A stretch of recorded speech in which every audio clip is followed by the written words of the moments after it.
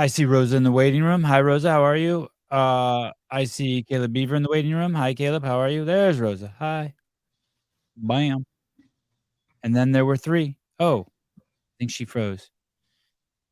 Just a girl from Uzbekistan. Uzbekistan. I wonder if I say that right with the right accent. Uzbekistan. What's up, Hiller? How are you, buddy?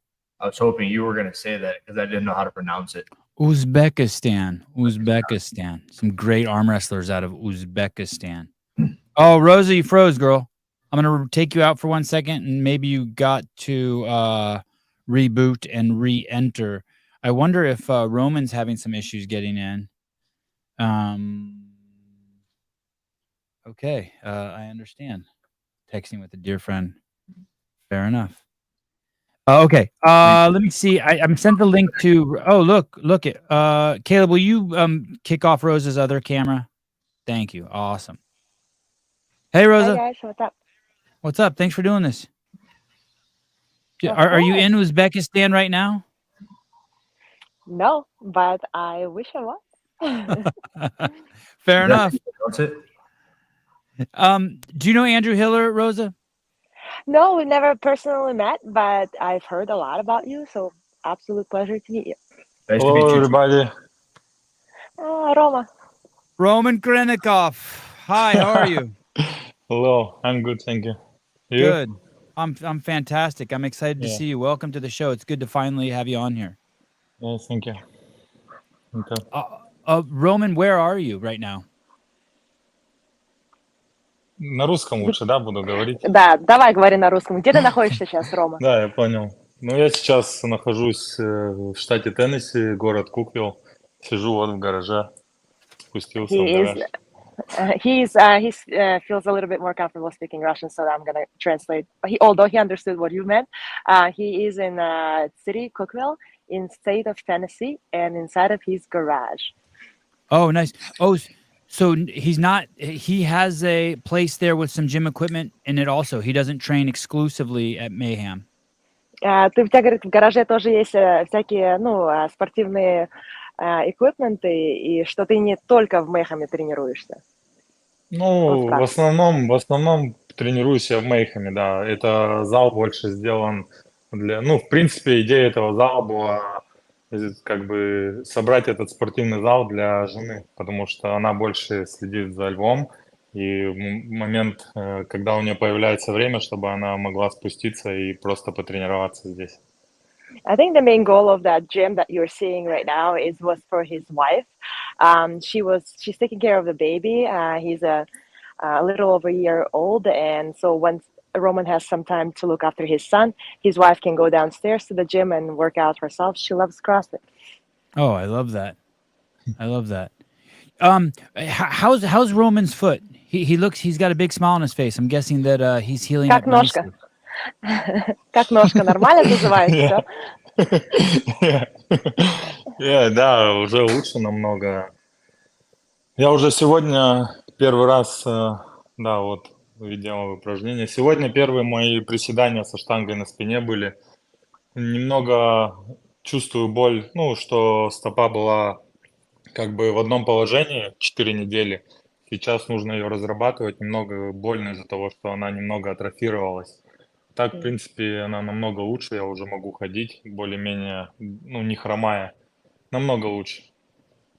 Yeah, he feels much better now with his foot, although his foot was inside of a boot for quite a long time. So the biggest challenge for him right now is that it's very stiff.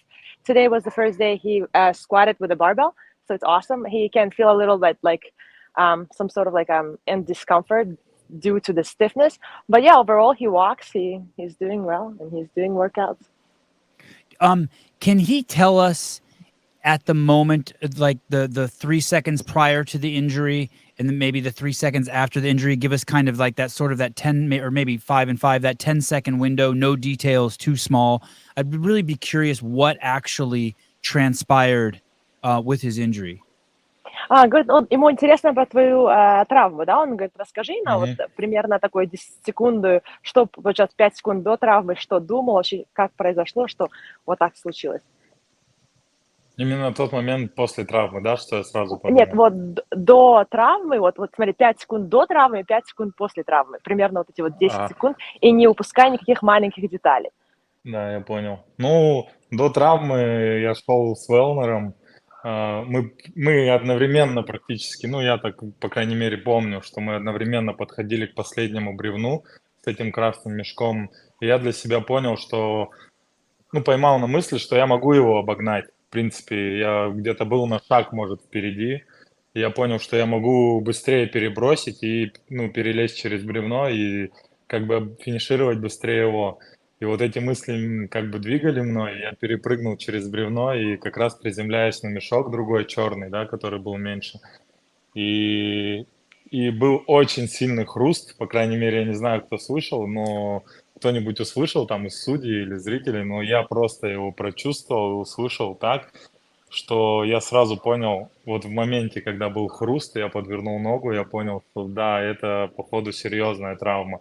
У меня на секунду, конечно, было такое чувство, что я, может быть, просто прохрустел, ну, обычно, как люди хрустят пальцами там или там, ну, обычный хруст. Я думал, может, у меня просто прохрустели ну, кости, и я начну двигаться дальше. Но потом, когда я начал поднимать мешок и побежал с мешком, и мне было немного больно. И я когда бросил мешок, у меня даже есть видео моего друга, где я бросил мешок на финише, и я такой сразу начал прыгать на 2 ногах. Ну, я попробовал, и я понял, что моя нога просто, ей конец. Я, походу, сломал ее. И все, и тогда у меня сразу весь мир рухнул как бы передо мной. Да. It was like it's really hard to listen to his words as a friend, so I'm like having all these emotions. So bear with me. He picked up the last sandbag. He could see Velner on his side with side of his eye as he was going, and then it looked to him like it felt to him, and he saw that he's maybe a 1 foot ahead of Velner. So he thought to himself, I think I can beat Velner. So I'm just gonna toss the bag really quickly over the log, and then I'm gonna jump up and try to get there as fast as I can. So I'm just gonna go for it. So he tosses his bag, he jumps over the log, and when he landed on his foot and the other smaller black bag, right? He heard a big like crunch, and then for a second he goes like, oh no, and then he was like, maybe it's just like a little like like a little like kind of like your joints kind of, and then he started picking up the red bag, and as he's picking it up, the pain in his foot start like going to his mind, and he's like, oh my god, this is so painful. As he started going, he drops the red bag, and then as soon as he drops the bag, I think there's a video of him like he drops it, and then he takes a couple jumps in a place just to see what's wrong with his foot. And as he took 3 jumps, he landed down, and he goes, my leg is broken, my foot is broken. And then the world just collapsed, and it was awful. So Но я все равно выиграл Велнера. Для меня это было большим достижением, потому что когда мы соревновались там где-нибудь на Рок или на прошлых Games, он меня просто на этих кольцах разносил. Не только меня, но и всех как бы. И я думал, я вообще ставил на него в этом комплексе, но я когда сделал практически наравне с ним, я такая подумал, о, чувак, я когда выиграл его, я думал, ну, как бы, можно бороться. And then but also there's a positive to it too, like previously competing with Velner, he is really good in ring muscle ups. For him to be going head to head and actually beating Velner in this workout was a really big accomplishment, so he's very excited. In the previous workouts, he always beat Roman on a ring muscle up, so he was really excited, and he was like, oh, I guess I still have it, and I can still fight even though my leg is broken. an actual bone in his foot broke. Correct. Man. And you could, if you are a doctor, like if you would look at the foot, you'd be like, well, it's right here, and everybody like kind of have to come down. Да, я and выкладывал look же at в сторис результаты своей Yeah. МРТ и But рентгена. yeah, he they put the stories of his like the doctor review and everything. But when I was in the room when they took a scan, I was looking at it. You could see it. Like I was standing, I was like, oh no! Like I was like hoping. And I was like, oh, I can see it. It's like a so broken bone. you're saying it was so obvious, even like a layman, like everyone could be like, oh yeah, shit, that thing's broken. Yeah, like I am not a doctor, and I'm like I saw it. So. Was it the foot that hit the bag that broke, or was it the foot that hit the ground that broke? Because one foot hit the bag, one hit. It was 1 and 1, right? Foot hit the bag, one foot hit the ground. I honestly didn't watch the video, so I'm gonna ask. Рома, он спрашивает, говорит, та нога, которая приземлилась на мешок, да, сломалась? У тебя же левая нога, да, получается? Да, ну вообще у сломалась. меня нога не приземлилась на мешок. То есть как было в моменте? То есть я приземляюсь ногой, получается, на газон. То есть стопа касается первый газон, но потом у меня идет пятка вниз. И пятке некуда деваться, потому что стоял мешок здесь. И пятка не смогла приземлиться, она уперлась в мешок, получается. А мой вес-то давит на стопу, и стопа просто пошла в бок из-за этого, потому что ей помешал мешок приземлиться. Я на мешок-то сам не наступил, да, левая. И то есть я наступил на пол, пятка не смогла приземлиться, она пошла в бок, и получился вот этот изгиб в стопе. Ну, как бы не в самой стопе, а вот именно в верхней части, где пальцы, чуть ниже пальцев. Я поняла. So again, I didn't watch the video, so he's explaining it. This is the best way. As he jumped over the log, he landed with his foot, the front of his foot landed into the turf, and then back of his foot lands on the bag, and so it kind of started going sideways, and the whole entire pressure of 230 pounds of Roman Khrennikov goes in the front of his foot, and that part just snaps. What's interesting too is it wasn't even the bag that he threw over. It was a bag that had already been there. What a shame. Correct. It's a black bag, the lighter bags that they threw. And so, yeah. You know what's interesting is basically this is what happened to Ricky Garrard, right? But it happened to him prior to the games, right? Another top guy. He was riding his bike, but now him and Roman kind of have a similar story in the sense that they've gone through a lot to get to the games. They've had, stuff, and then both of them have had. This year was a tough year for both of them. Kind of weird, right? But I mean, I guess he can kind of relate. They can relate to each other. They're like they have so much to prove. Is Roman? How old is Roman? Is he 28? Is he 28? Yeah, 28. Yeah. Он спрашивает, он тебя сравнивает с Рики Гаррардом. Он говорит, что у Гаррарда тоже такая ситуация была, то есть до игр, да, то есть он просто ехал на велике, и получилась такая неудачная такой упад, и что он сломал себе там плечо, я не знаю, что он себе там сломал, и что у вас одинаковая примерная история, что ему было очень много чего доказать, тебе было много чего доказать на играх, и вы вдвоем, то есть через многое прошли, чтобы, дойти до игр, что он тебя сравнивает просто с Гаррардом. Я не считаю, что у нас одинаково, как бы он травмировался до игр за счет своих каких-то, может, за своих каких-то поступков, которые, в принципе, я думаю, профессиональный атлет должен понимать, что не надо прыгать на велике, потому что этого 100% не будет на CrossFit Games. Не надо, зачем тебе это тренировать, тем более до того, как осталось совсем немного до полуфинала, да, и до самих игр. То есть это, конечно, немного другое. Я всегда как бы стараюсь вести себя более безопасно перед играми, то есть не увлекаться какими-то своими какими-то эмоциями, не поддаваться эмоциям, не делать какие-то сумасшедшие вещи, что может принести мне травму. То есть я считаю, это совсем другое. Я прошел через все игры, да, и мне особо доказывать нечего. Я, то есть, как бы особо не хочу ничего доказывать. Все видели. Все прекрасно все видели, что было перед этим 3 дня. И на последнем комплексе, который я травмировался, я тоже как бы сделал его в топ-4. То есть особо мне доказывать нечего. Правда. So he's saying like the Ricky Garrard is a little different story than his. Roman himself tries to stay a little bit more on the safer side right before the games, right? Like you have emotions, you kind of want to do certain things, you want to get out of your house, you want to try a couple of different things, go out with friends, and Ricky made a mistake by jumping with a bike where you know for sure that that's not going to be at the games, so why do it? And where he's like with Romans was like it was an accident during the games, and he got really nothing to prove. Everybody saw how he competed all 3 days prior to that accident, and he has shown that he's physically really prepared, and he's done games last year as everybody saw him. I think it was pretty clear. He got nothing to prove, really. Can you read this? This is from Athena. This is in Russian. I can't. Yeah, read that. Привет из Миннесоты. It's actually in Ukrainian. Они пишут на украинском. Вітаємо вас з успішним виступленням. Поздравляємо вас з успішним виступленням на CrossFit Games. А от сподівають, ви добре одужуєте. Я не знаю, що це таке. Unfortunately, I do not know Ukrainian. I wish I But could you can help read. you with that. Wow. Okay. All right. Yeah. So Well, thank you. the beginning was like congratulations with the way you competed Возможно, at the просто game, удачи желают, да. and probably just saying like congratulations and good luck and in the future, but because there was no question mark or whatever. So next Roman, goal, learning Ukrainian. Me too. we're gonna play a video from the behind the scenes. A little clip we have.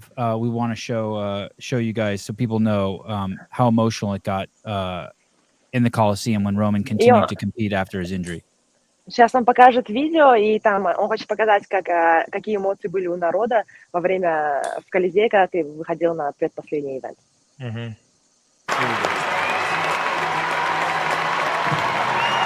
Roman puts on an inspirational shot. What an animal!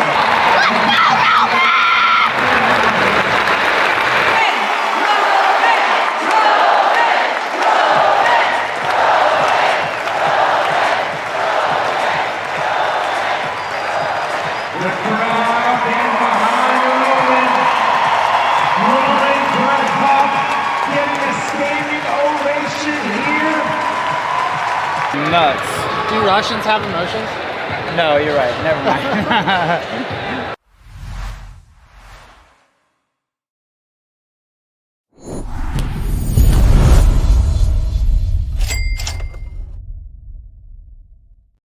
Like that. A very emotional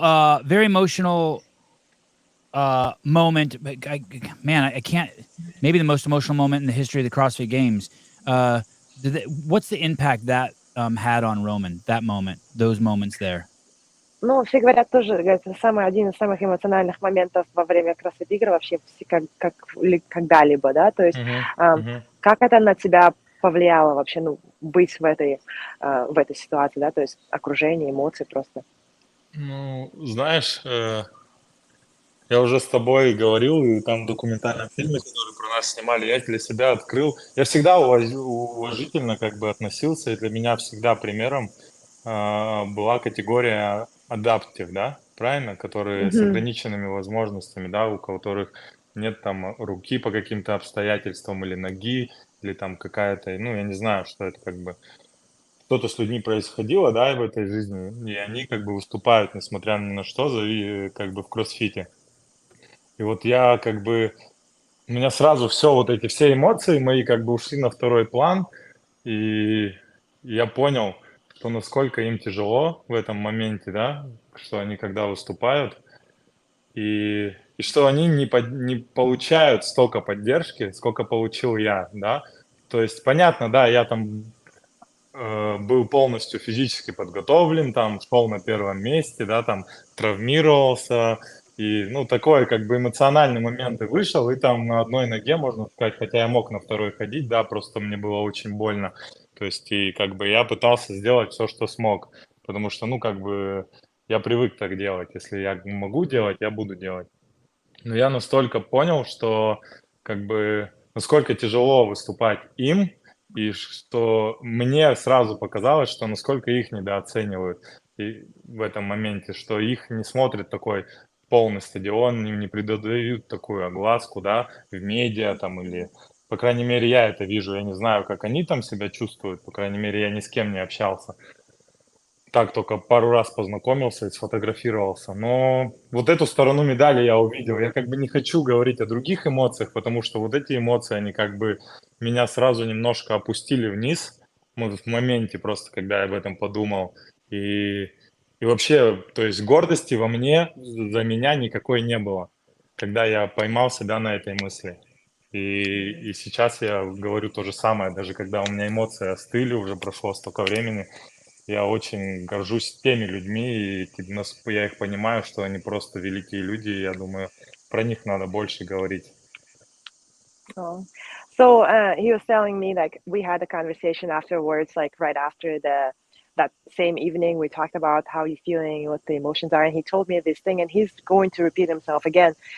During the moment when he was in the Coliseum, as he was performing an exercise, all he could think about is the division of adaptive athletes, or how incredible those people are and how hard it is for them to compete. As he stands there on his one foot, he could have used his second foot, it was just hurting him, but so that's why he was jumping on the one leg, and he just saw the other side of the coin, as we say in Russian. Like you almost see the other side and thinking to yourself, man, must be hard to compete like them. Of course, he was the fittest he's ever been, and he prepared so hard, and he got an injury. It's sad, but he wasn't feeling that's like I feel so accomplished for like doing what I'm doing. I'm so strong. I came out here. All he could think of is like these adaptive athletes are heroes, and like there's never like this amount of people applauding to them at the same time as they were cheering for him, and he's so grateful for every single person in that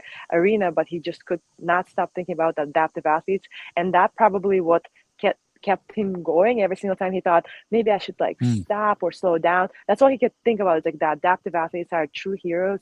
And I don't know how you guys feel about it, but like the media should really like pay attention to those guys, and the stadium should be more filled, like do the same kind of like a thing you guys did for Roman, and like kind of like cheer for them. It's awesome, like they are heroes, and that's hard.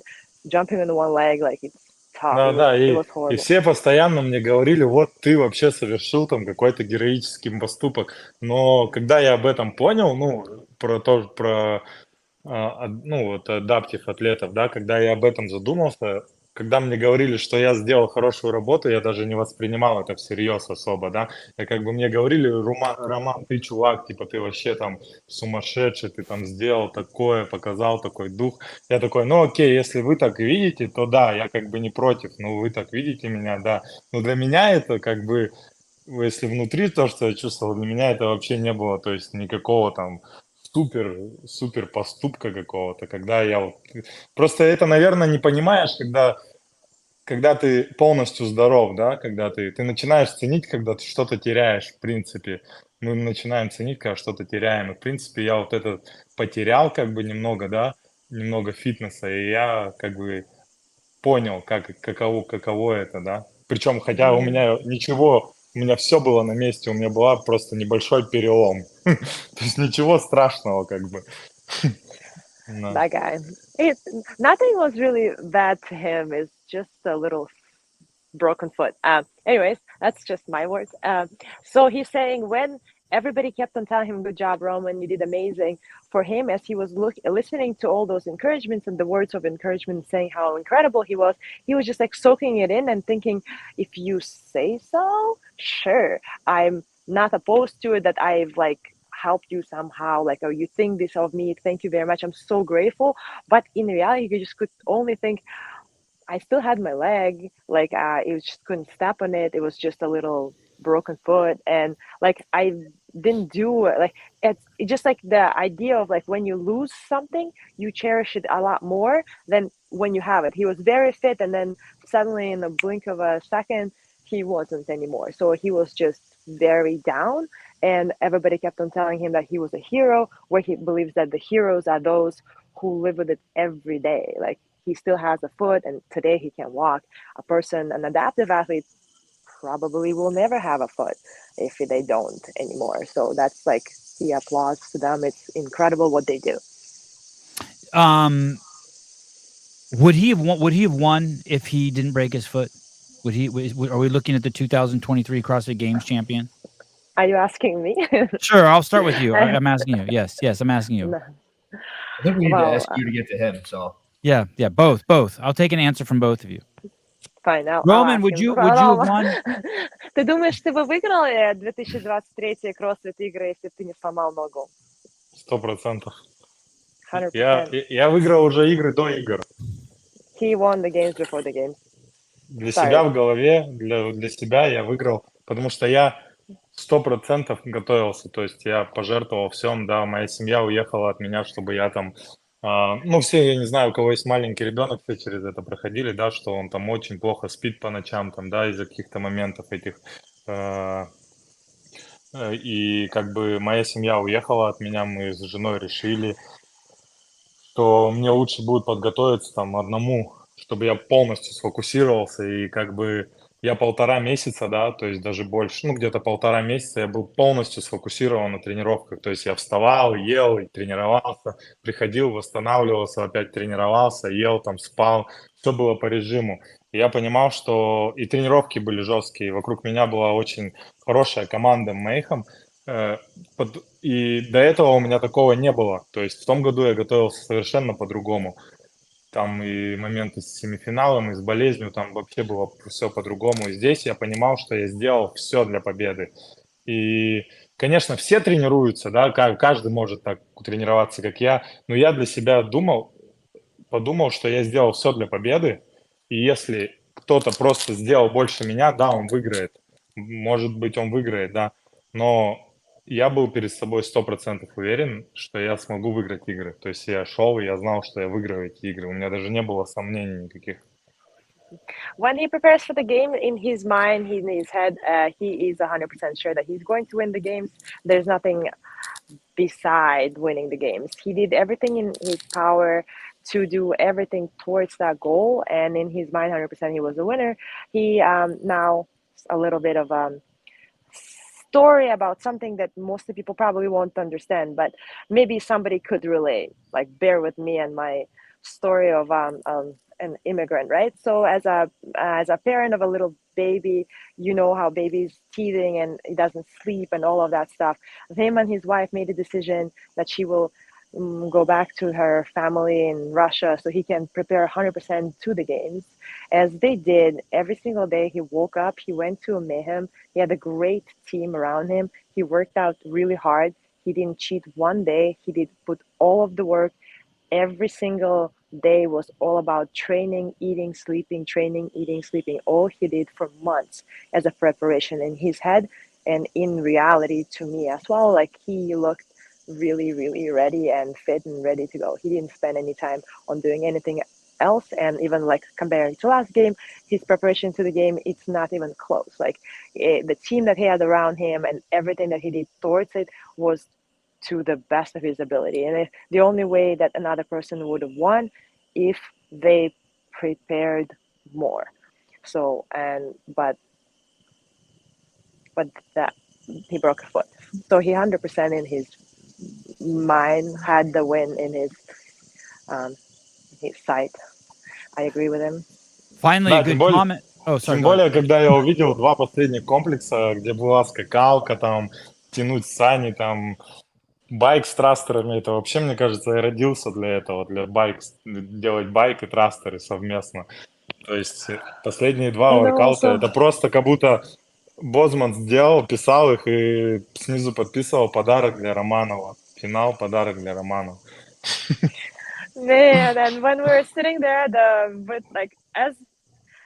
I'm just visualize this, right? So I was right there every single second. But as we're like limping out to the Coliseum floor to hear the last 2 events, as we're sitting there and we're hearing the events, it was almost like, man, like, are you serious? All of the movements, everything, it was so cool. It was perfect for Roman. It almost felt like Adrian Bosman sat there and they just signed underneath the gift for Roman Khrennikov under each of the exercises. And he's born the thrusters, the echo bike. You kidding me? It's like the jump rope, the sled pull.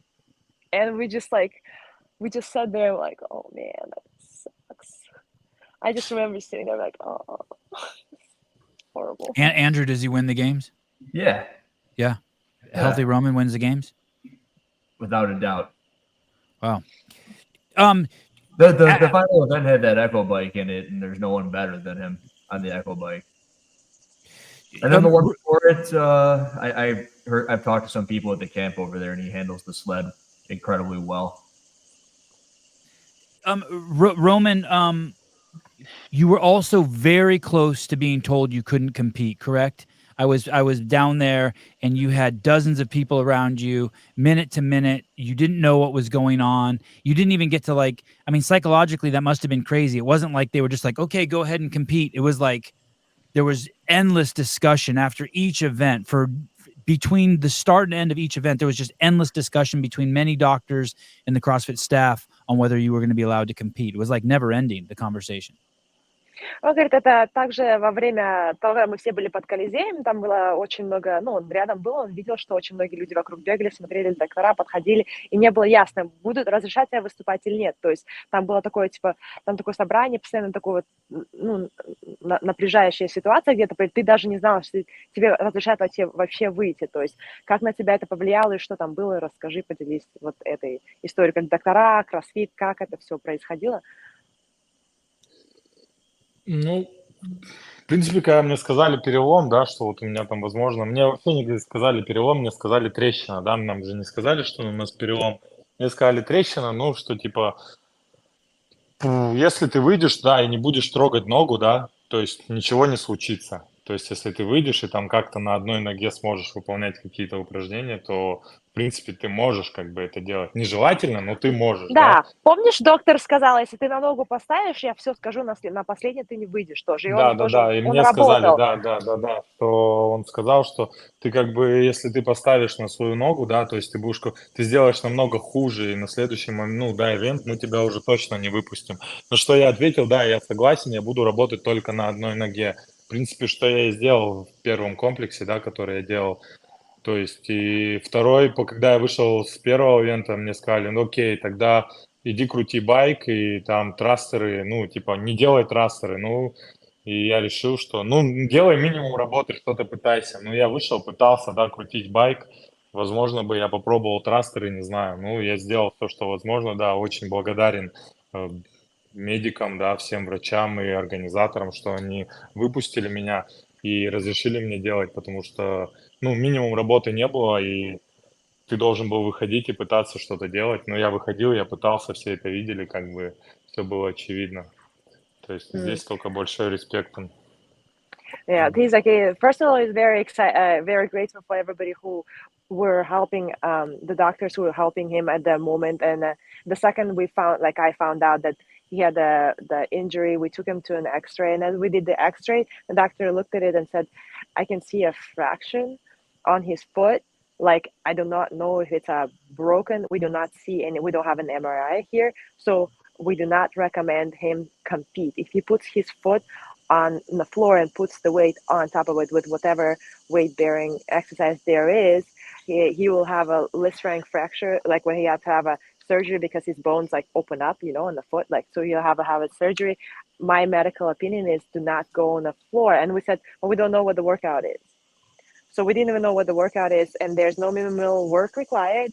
So there was a lot of like unknown. We went and we heard the workout, and the doctor was very clear, said, if I see you put your foot on the floor during any time, I will not be okay with it. And so if you can promise me you could jump rope on the 1 foot, then I will okay it, but it's your choice. So Roman had to make a choice on his own. He go, I highly not recommending compete. I highly recommend withdrawing. And if I see your foot on the floor, I will not allow you to go on the very last event.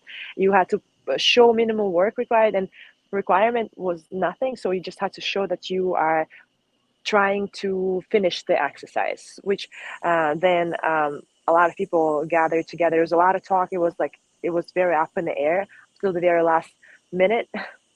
And he's very grateful for everybody to allow him compete, because he came there to compete and he was willing to do it in one leg. So that's why I guess because of those people who allowed him to go, we all experienced that incredible moment in the Coliseum. So he respects the doctors. They're awesome. It was great.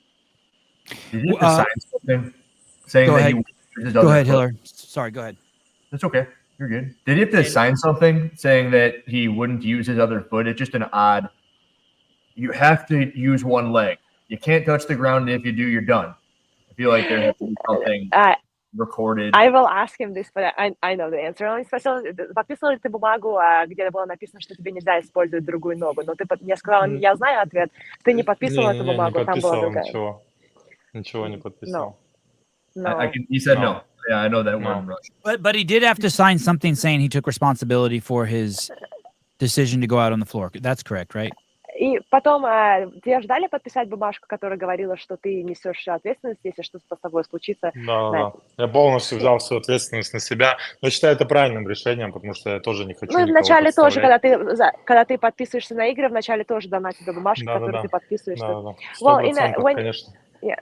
100%. So he did have to sign another one, but as you signing up for the CrossFit Games in the very beginning, they send you a kind of like a waiver where you say that, yes, I'm aware that I might injure myself, even death, because I read it and I was like, oh my God, Yeah. he had to sign that anyway. So it's kind of includes the same thing. And they just wanted to make sure he's aware of the circumstances. Everybody keep on telling him what could go wrong.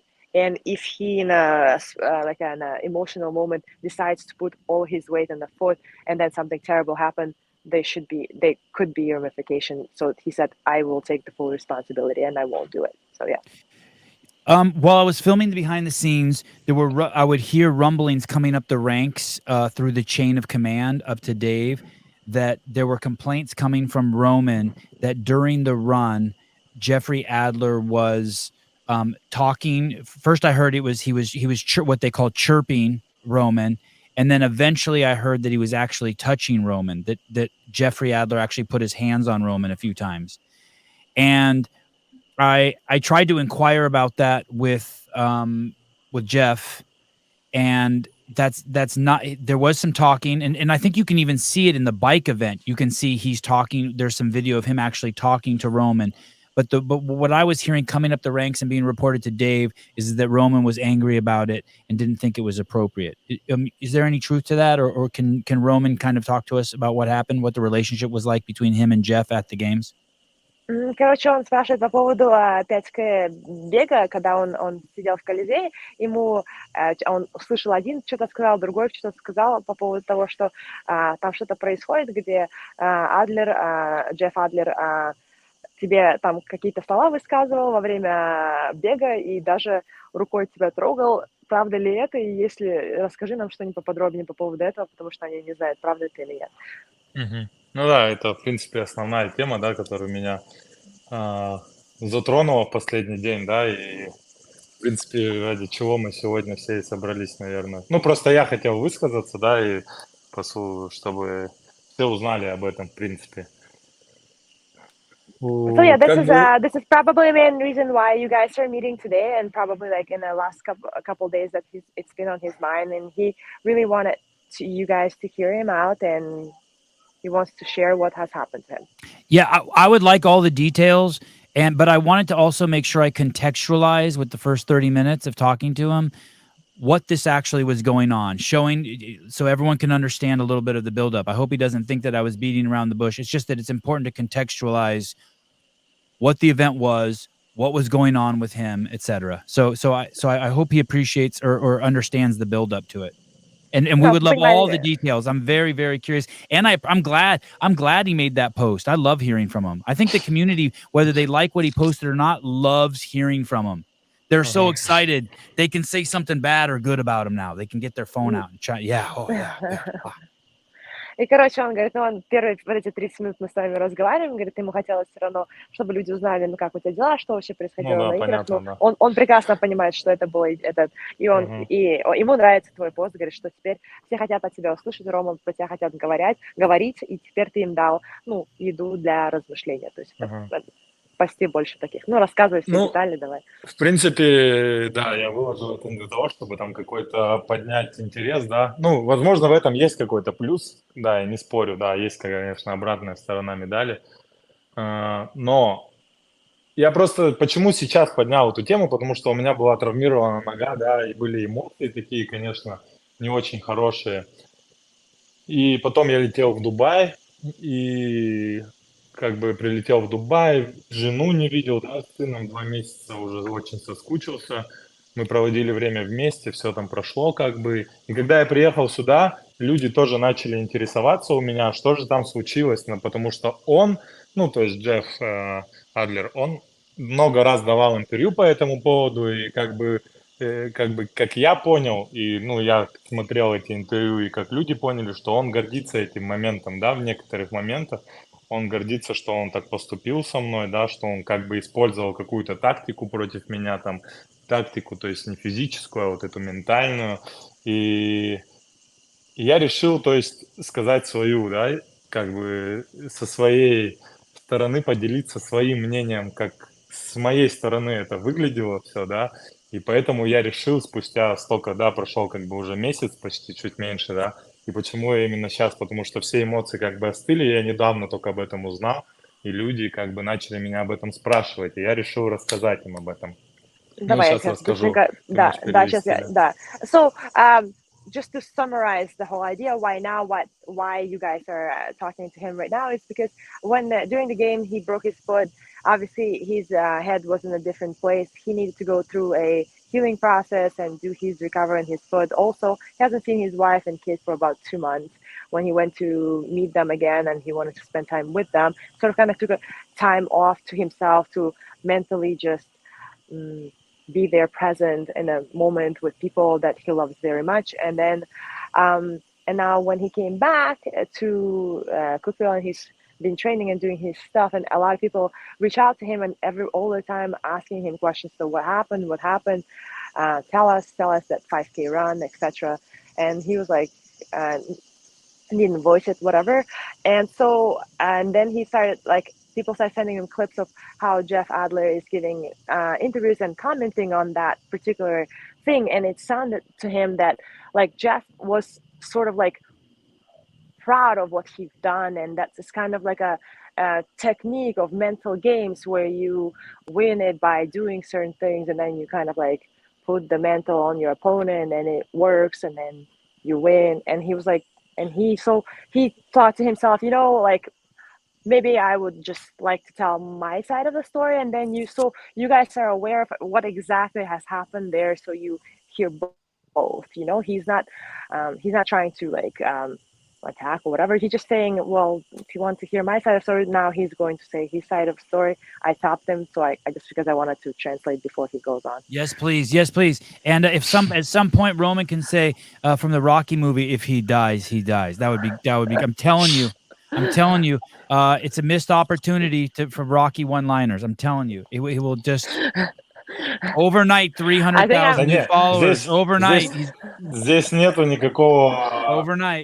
нету никакой агрессии с моей стороны к нему, да, к Джеффу Адлеру, вообще никакой. Если вы видели, я там ему жал руку в конце ивента, да, как бы, ну, потому что я не хотел показывать все это, да, как бы свою какую-то агрессию, думаю, ну, это его дело, он так делает, то есть он так чувствует, значит, для него это правильно, да, и как бы отворачиваться от него во время игр при всех фанатах, для меня это неправильно. Несмотря на то, что он совершил, да, по отношению ко мне, то есть для него, может, это хорошо, может, он так воспитан или он так считает нужным.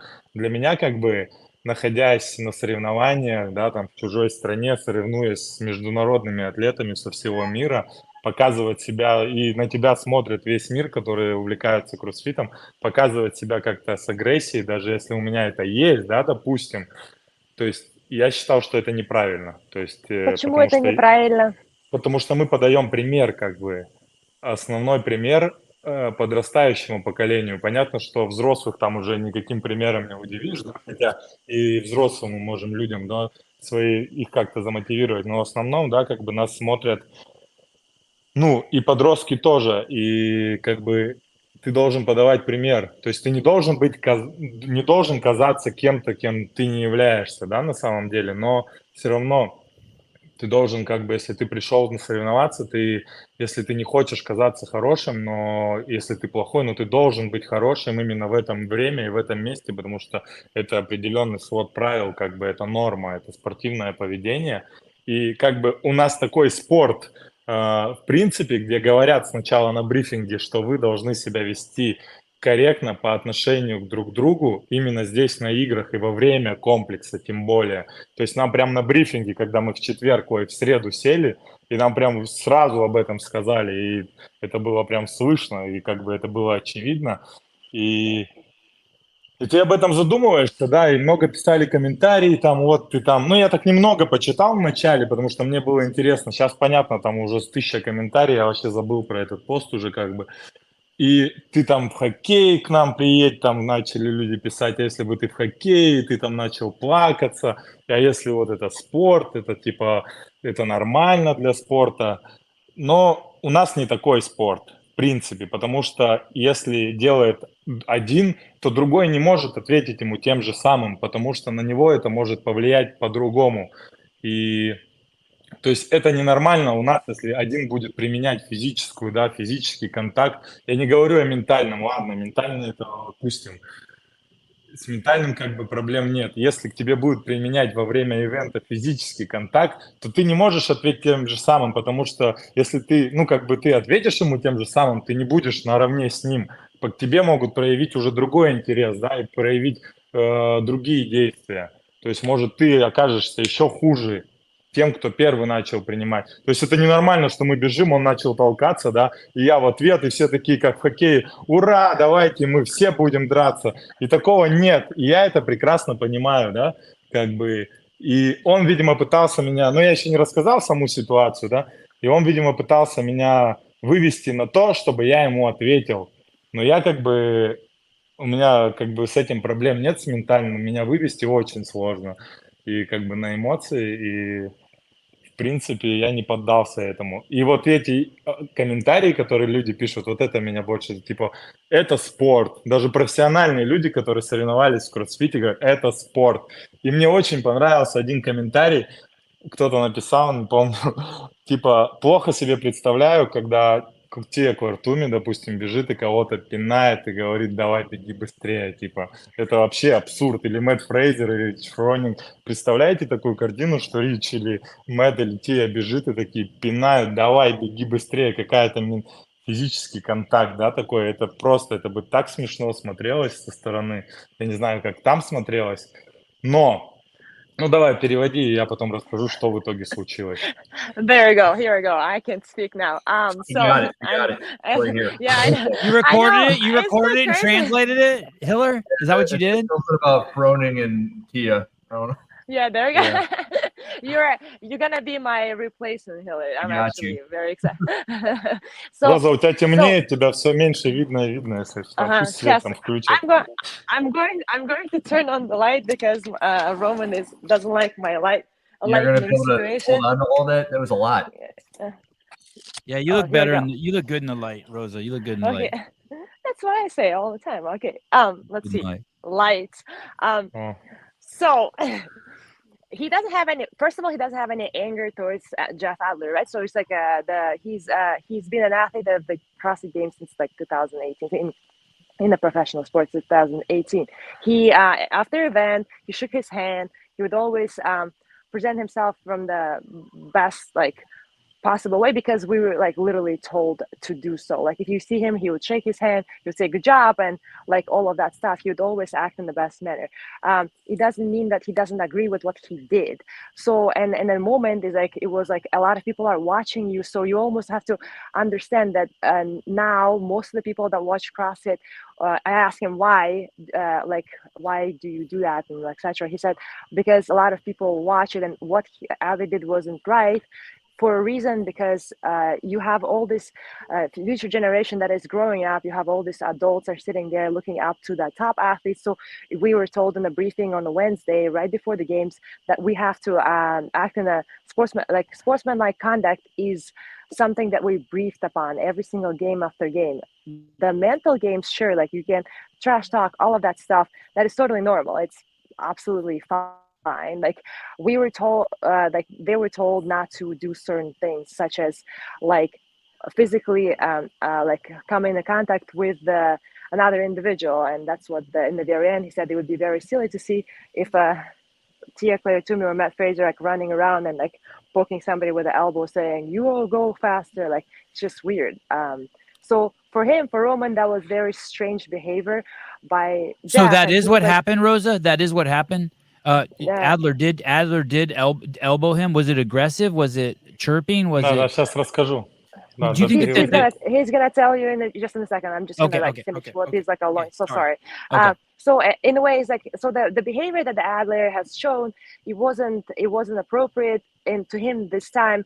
And as an athlete, Roman also understands that he has to behave in certain matters because you have we had an ESPN there, we had kids there cheering for them. So you have to put an example of what you're supposed to be like, and you cannot just as Adler comes to you to shake your hand and you're just not going to turn around and walk away. That's not they're not kids, they're adults, they have to behave certain ways, right? And then lots of comments and underneath the post that Roman has posted yesterday were included saying stuff like, in hockey we fight and would you cry, right? So stuff like this. So just a reminder, CrossFit is a different sport. CrossFit is a community. CrossFit is something that isn't a hockey, right? So it's it would have as a Roman would be running, if somebody is poking him, so Roman can turn around and hit him, right? Because he's a big guy, and then the person would fall off and or something would happen to that other athletes. Now everybody would view Roman as a bad guy, right? So and obviously just because Roman is mentally just a guy who he's been an athlete, he competed many times. It's really hard to get under his skin, truly. He doesn't get angry. I know the guy for so long. I guarantee you it takes a lot more than just a little hey man, let's go for it, stuff like this for him to be pissed off or go for it. He has his team, he's trained for a while. He's not a rookie, right? So that doesn't work. And the part what bothered Roman is because Jeff or maybe somebody else think that that's the right thing to do during the competition, mentally trying to get into someone else's head to try to win. Don't do it. Just be fit, be fit, go out there, show the best of your abilities. There's this kind of stuff doesn't bother him. You can continuously do that. He's going to tell you exactly what has happened just in a second, about that. It was just that you're almost proud, Jeff was almost proud, saying, oh, that was my tactic and I have succeeded, where in reality is did you though? That it didn't bother him. It was just weird. Why would you do that in a way? Kind of. So okay, now he's gonna go into details. Sorry. One more thing. DS Sevan, explain yet that jumping rope wasn't heroic. Listen, you fuck nut. Nothing at the CrossFit Games is heroic. Nothing. Zero. Not one heroic thing happened at the CrossFit Games. Yesterday, I killed a spider in my house that could have bit my 3 kids. That was more heroic than anything that happened at the CrossFit Games, you jackass. I apologize. Sorry. Okay. I just need to let some steam I think off. Okay. I think Roman just the does agree games. with what you're gonna say. Yeah, it's just the fucking games. Объясни, говорит, пожалуйста, почему Bunch это of было не dildos. героическим поступком, что произошло на играх, как ты прыгал на одной ноге. Он говорит, я вчера паука убил у себя дома, который мог бы укусить моих 3 детей. Это было гораздо больше героичнее, чем... Okay. Согласен. I cried a tear when he was jumping. I chanted Roman. I lost my mind like everyone else in the crowd. Isn't that a fucking enough? Yes. Okay, No. good. All right. I got you. All right. Okay. Он тоже, Roman, говорит, плакал. what happened? Did he what happened? What, they Вот don't do ты that in Russia? рассказывай. They don't talk shit in Russia? They talk shit in Russia, don't they? It's not about... So here's I always Okay. say, there's 2 things. There's unsportsmanlike conduct and there's a trash talk. We understand football, right? We all watch football. Roman doesn't. So the trash talk is okay. The unsportsmanlike conduct, you get a flag. Eventually, maybe we'll get to the point where there's going to be a flag. So it wasn't a trash talk. Now, Roman рассказывает. Fair enough. О чем он говорит? Я не понимаю. Он говорит, а что, в России никто не говорит, друг друга не подкалывает? Я говорю, 2 разные вещи есть. Есть подкалывать, а есть ведешь себя неправильно. Я говорю, это больше ведешь себя неправильно. Поверьте мне, я тот парень, который подкалывает постоянно. If you go behind the scenes and never follow Roman, he's going to be the number 1 trash talking with everybody there too. He's fine. It's fine. He's mean. I lived with him. No, he's the number one to trash talk to you. That is a-okay. Okay. Okay, so what happened? What happened that Right. inspired the post? The post. Let me just read. Can I read the post really quick before he tells us what happened? He Sure, says. go ahead. He says. First of all, who translated this for him? Does he say this and then someone translates it for him? Does he Yes. say this? Okay. This is me. Playing dirty is a thumbs down, unsportsmanlike conduct. CrossFit is a community of individuals where the leaders are held to a high standard. My professional career started in 2018. I have heard head judges read the rulebook numerous times, especially General Rules, Section C, paragraph of the rulebook, which requires all athletes to compete in sportsmanlike manner. The fittest man on earth wins because he's the most physically prepared. If you think you can get into my head with the strategy that your coach and you think will work, then I'm sorry to disappoint you. Next time, I hope you will pay better attention to the rulebook and try to get fitter versus dirty games. Meaning, Roman saying, hey, you're admitting that you did dirty games, and I don't think that's very sportsmanlike of you. Correct. Okay. What happened? Yeah, what's the dirty? Рассказывай. Первое, что меня смутило, да, конечно, это я этому особо не придал значения, но для меня это был звонок, когда мы делали хейлинг, да, до этого в пятницу. И когда я выполнил первый раунд, и когда что-то у меня обгонял, что-то он мне так крикнул зло, очень зло, когда он меня обгонял на втором раунде. Я сначала значения этому не придал, да, особо. Ну что-то там произошло, что-то он мне крикнул, возможно, я и так, ну, как бы английский учу, не особо знаю, не особо смог понять, да, еще там бежишь, и особо там стресс, и как бы не особо как бы пытаешься понять человека, тем более, если это не на твоем родном языке, возможно, он даже что-то на французском, да, сказал, потому что он знает французский. Но я уже понял немножко, что какая-то агрессия в его голосе была, но я как бы особо не придал этому значению и даже не задумался об этом. Но потом в субботу, когда мы готовились на бег, то есть все как бы было нормально. Чтобы вы понимали, я всегда с Адлером и с его женой, ну, тренером, да, я не знаю, жена или не жена, я не знаю. Ну, тренер, я воспринимал себя как тренера, да, его. То есть я с ними хорошо общался всегда, то есть мы с ней переписываемся, да, там, как бы, ну, иногда там узнаем, ну, она всегда узнает, как у меня дела там.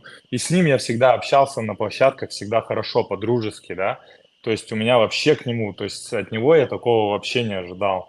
То есть, как бы, я больше бы от Джастина Медейроса такого ожидал, потому что он со мной вообще не общается, да, то есть мы так, привет, все, то есть я с ним вообще никогда не общался. А с Джеффом я много где на соревнованиях виделся, и у нас такие как бы дружеские отношения, как бы я считаю, что они, ну, как бы и останутся после всего этого, потому что как бы это все прошлое. И когда мы начали бежать, я сразу понимал, что мы побежим примерно с ним вместе, потому что он хорошо бегает. И я думал, ну, и я был уверен, что я побегу тоже неплохо. И я знал парня, который выиграл соревнования, потому что, ну, выиграл этот комплекс, потому что я с ним в Мадриде бежал. Я 100% был уверен, что он выиграет, а не я, потому что я знал, что он бегает очень хорошо, но моя задача была остаться там в тройке, в четверке, 100%. Тренер мне вообще сказал, останься в пятерке, и все будет отлично. Типа, окей. Но я примерно понимал, что мы побежим с ним вместе. И когда мы начали бежать, он очень странно. Сначала, конечно, вот эти все моменты обсуждают, ну, там же на всех играх толкаются локтями, когда плывут, там задевают рукой твою ногу, там оттягивают. И я понимаю этот момент, когда это происходит на старте или на обгоне, знаешь, там один раз, или на старте мы там все толкаемся. У меня к этому нет вообще никакой претензии.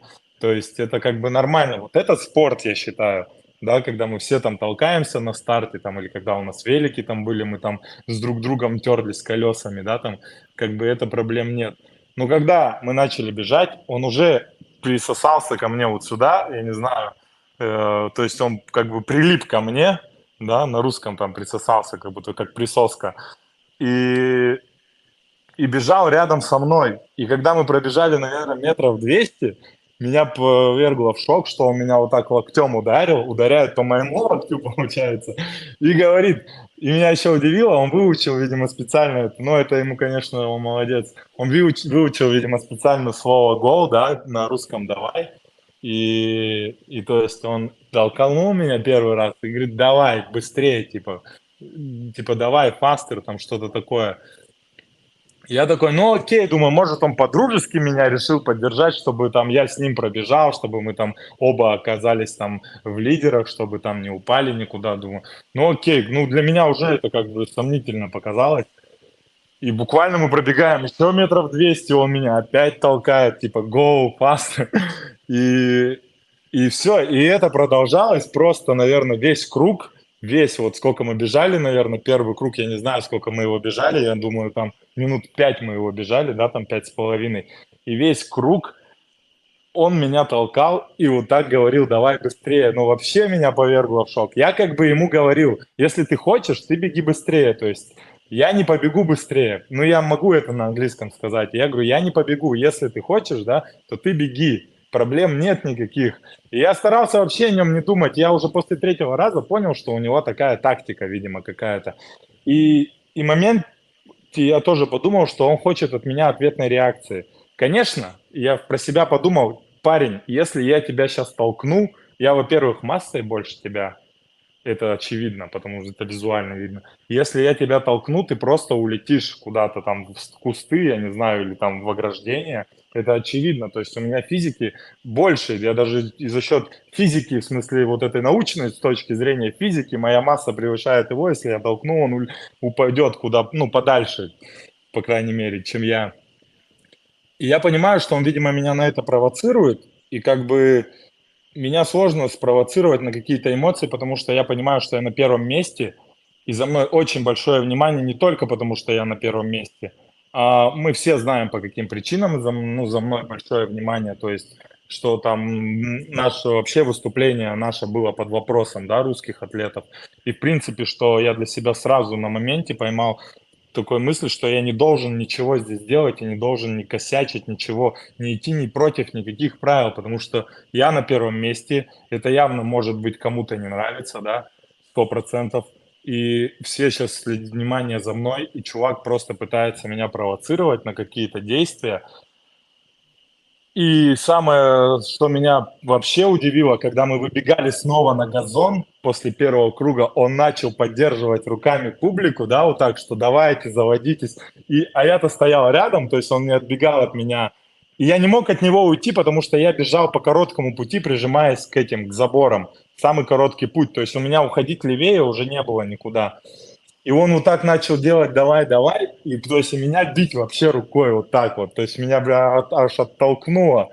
Ну это, конечно, смех, от меня только смех внутри, то есть злости никакой, я думаю, насколько же это жалко, ну для меня это, для него может нет, для кого-то, для меня именно, то есть я за кого-то не говорю, за него или там не хочу никого обидеть, то есть для меня это настолько глупо, что я немного сбавил оборот после этого, потому что это была последняя капля как бы для меня, того, что я могу терпеть.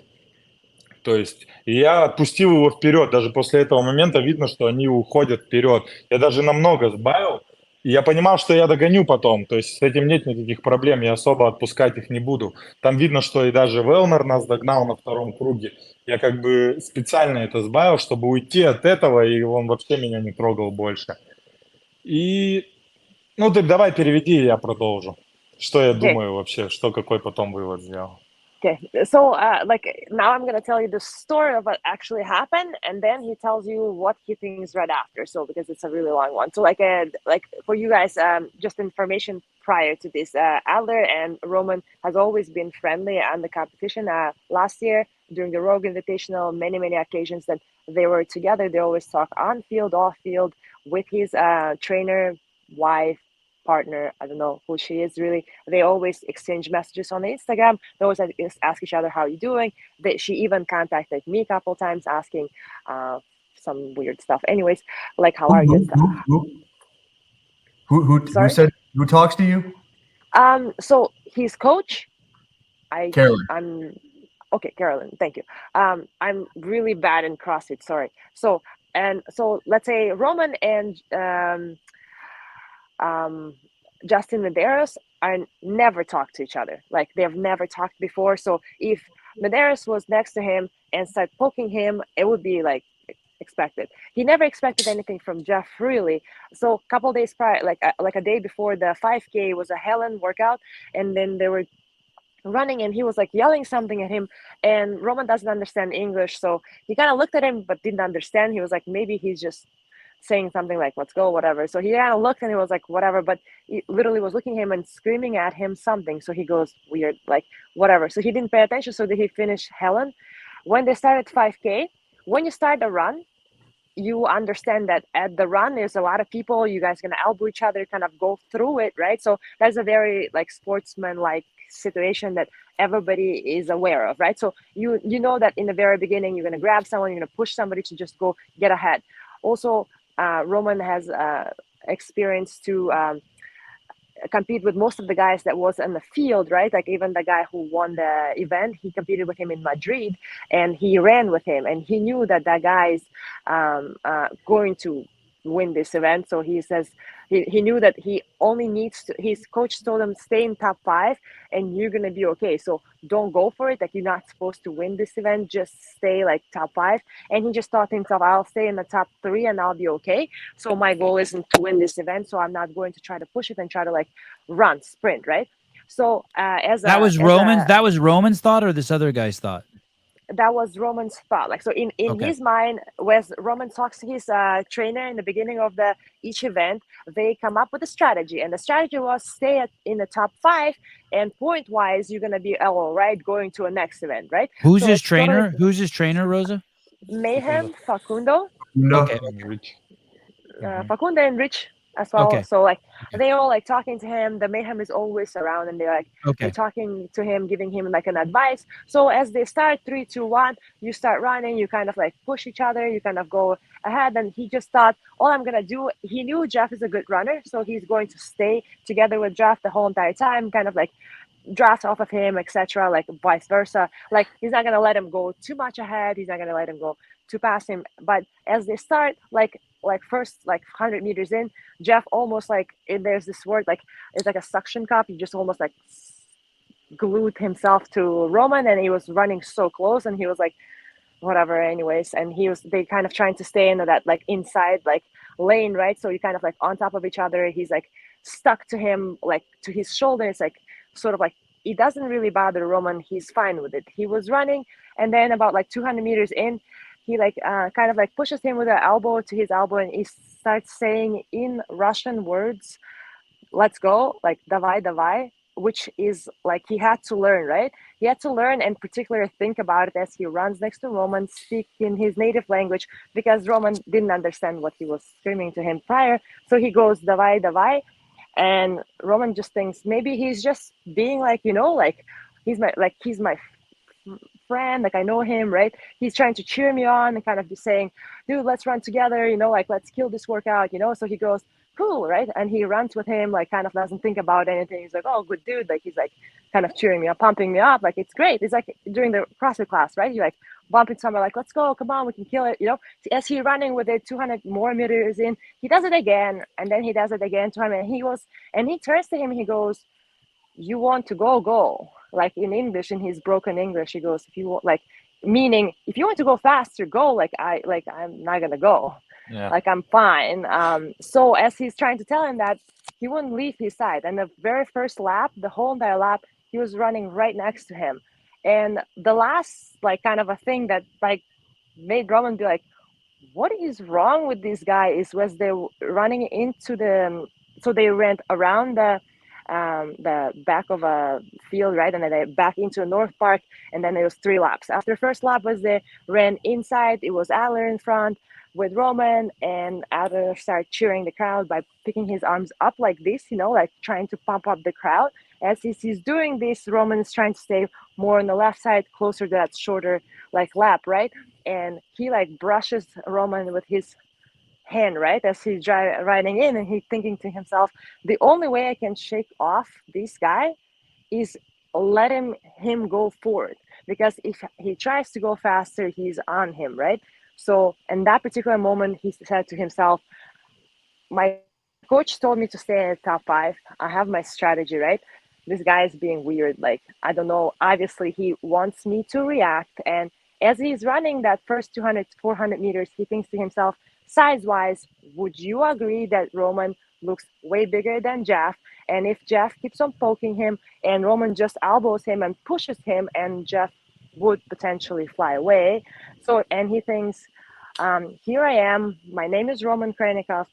I am watched by many athletes. So I, number one, have to behave like an athlete. I have to be an example for everybody.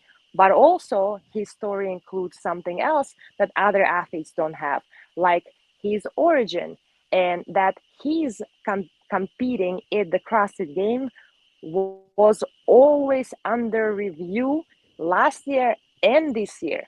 Due to where he comes from, there's always a chance of people not liking him as an individual. And it's very clear on Instagram. You could tell where there's a lot of like hatred goes towards Roman. And this is I did notice the second he didn't fit in their narrative,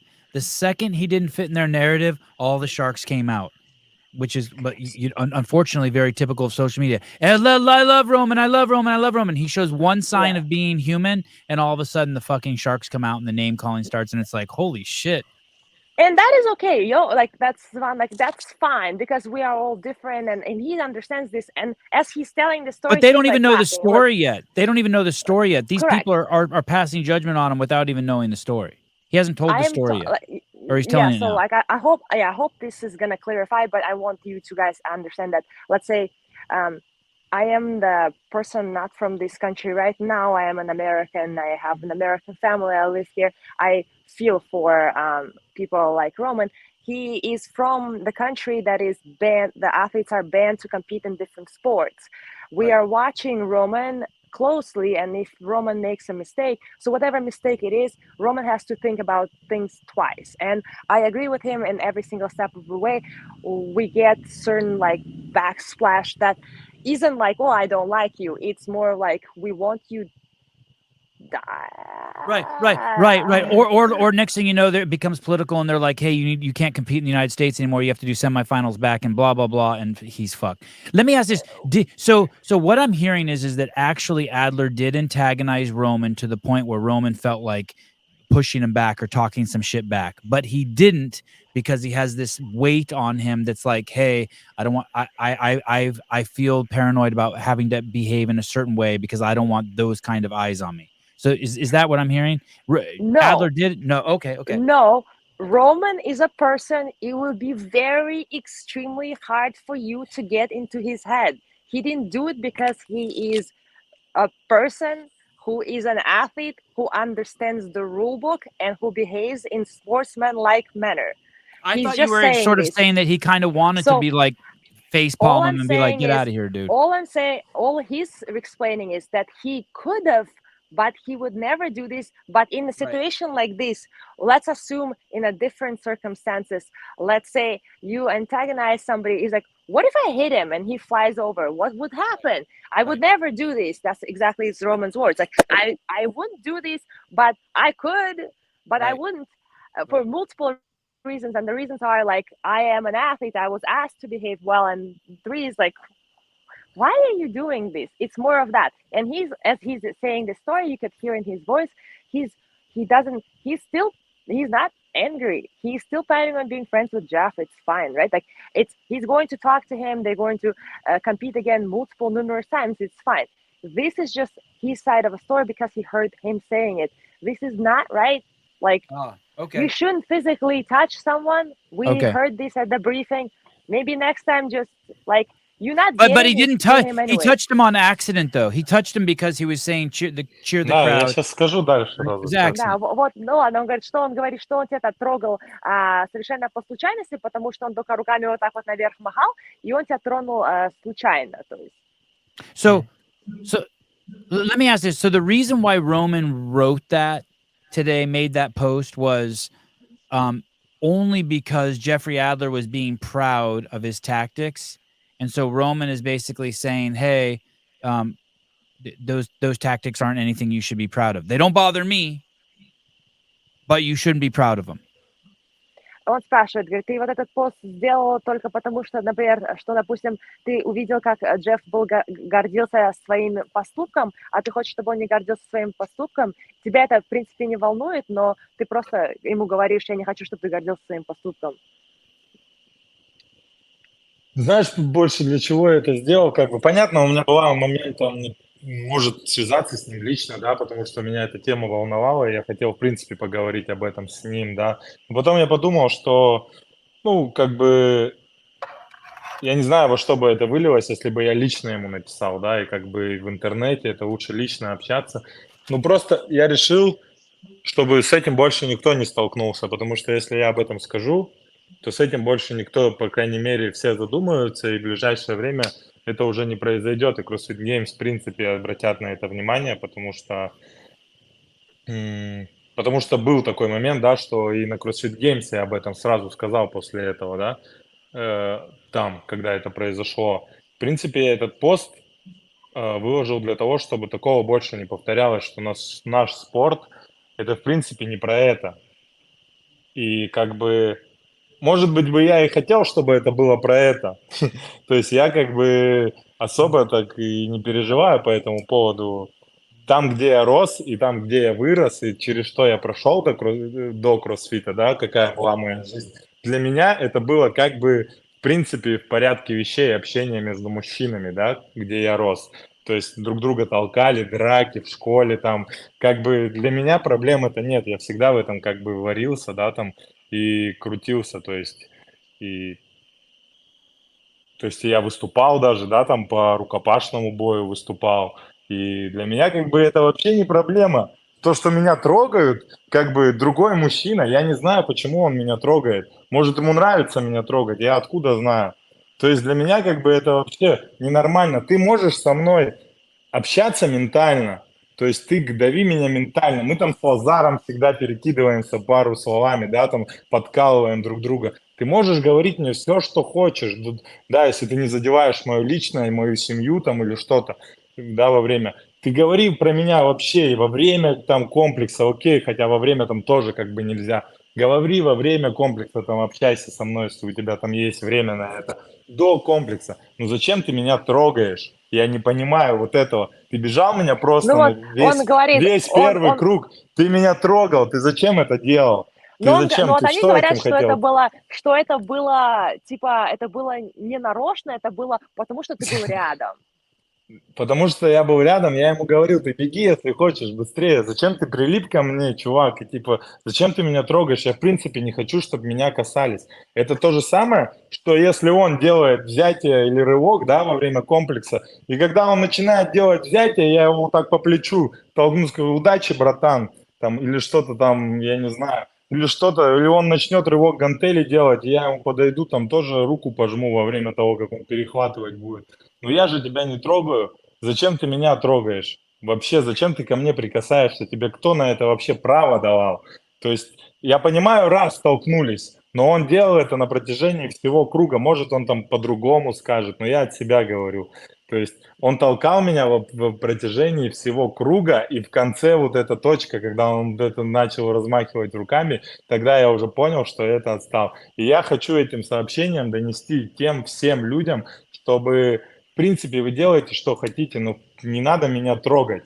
И это правило кроссфита. Давайте играть по этим. Если CrossFit Games мне завтра напишут, Роман, или нам всем пришлют сообщение, скажут, теперь вы можете делать все, что угодно с друг другом, как в хоккее или в UFC, там, в ММА, то есть вот этот трэш-ток, обсуждать личное, там, говорить там про что-то личное, там, драться во время пресс-конференции, во время регистрации, устраивать вот эти перепалки, да, как в UFC. Если за это ничего не будет, ровно всем 40 атлетам ко всем будут одинаково относиться, то тогда базара ноль. Давай устроим это. Я не против. Я только за, потому что это люди любят это смотреть, это интересно, да, когда кто-то между собой там что-то устраивает, какие-то разборки. Люди привыкли видеть вот эту плохую игру, вот эту, да. Если это будет правило, и ко всем будут одинаково относиться, как в UFC или как в хоккее, да, тогда окей, я буду с этим играть. Но когда к тебе происходит физический контакт, и ты не можешь на это ответить, потому что это не про это, да, и ты не знаешь, что с этим будет. Может, вообще скажут, что ты первый начал, да, и ты никак не докажешь.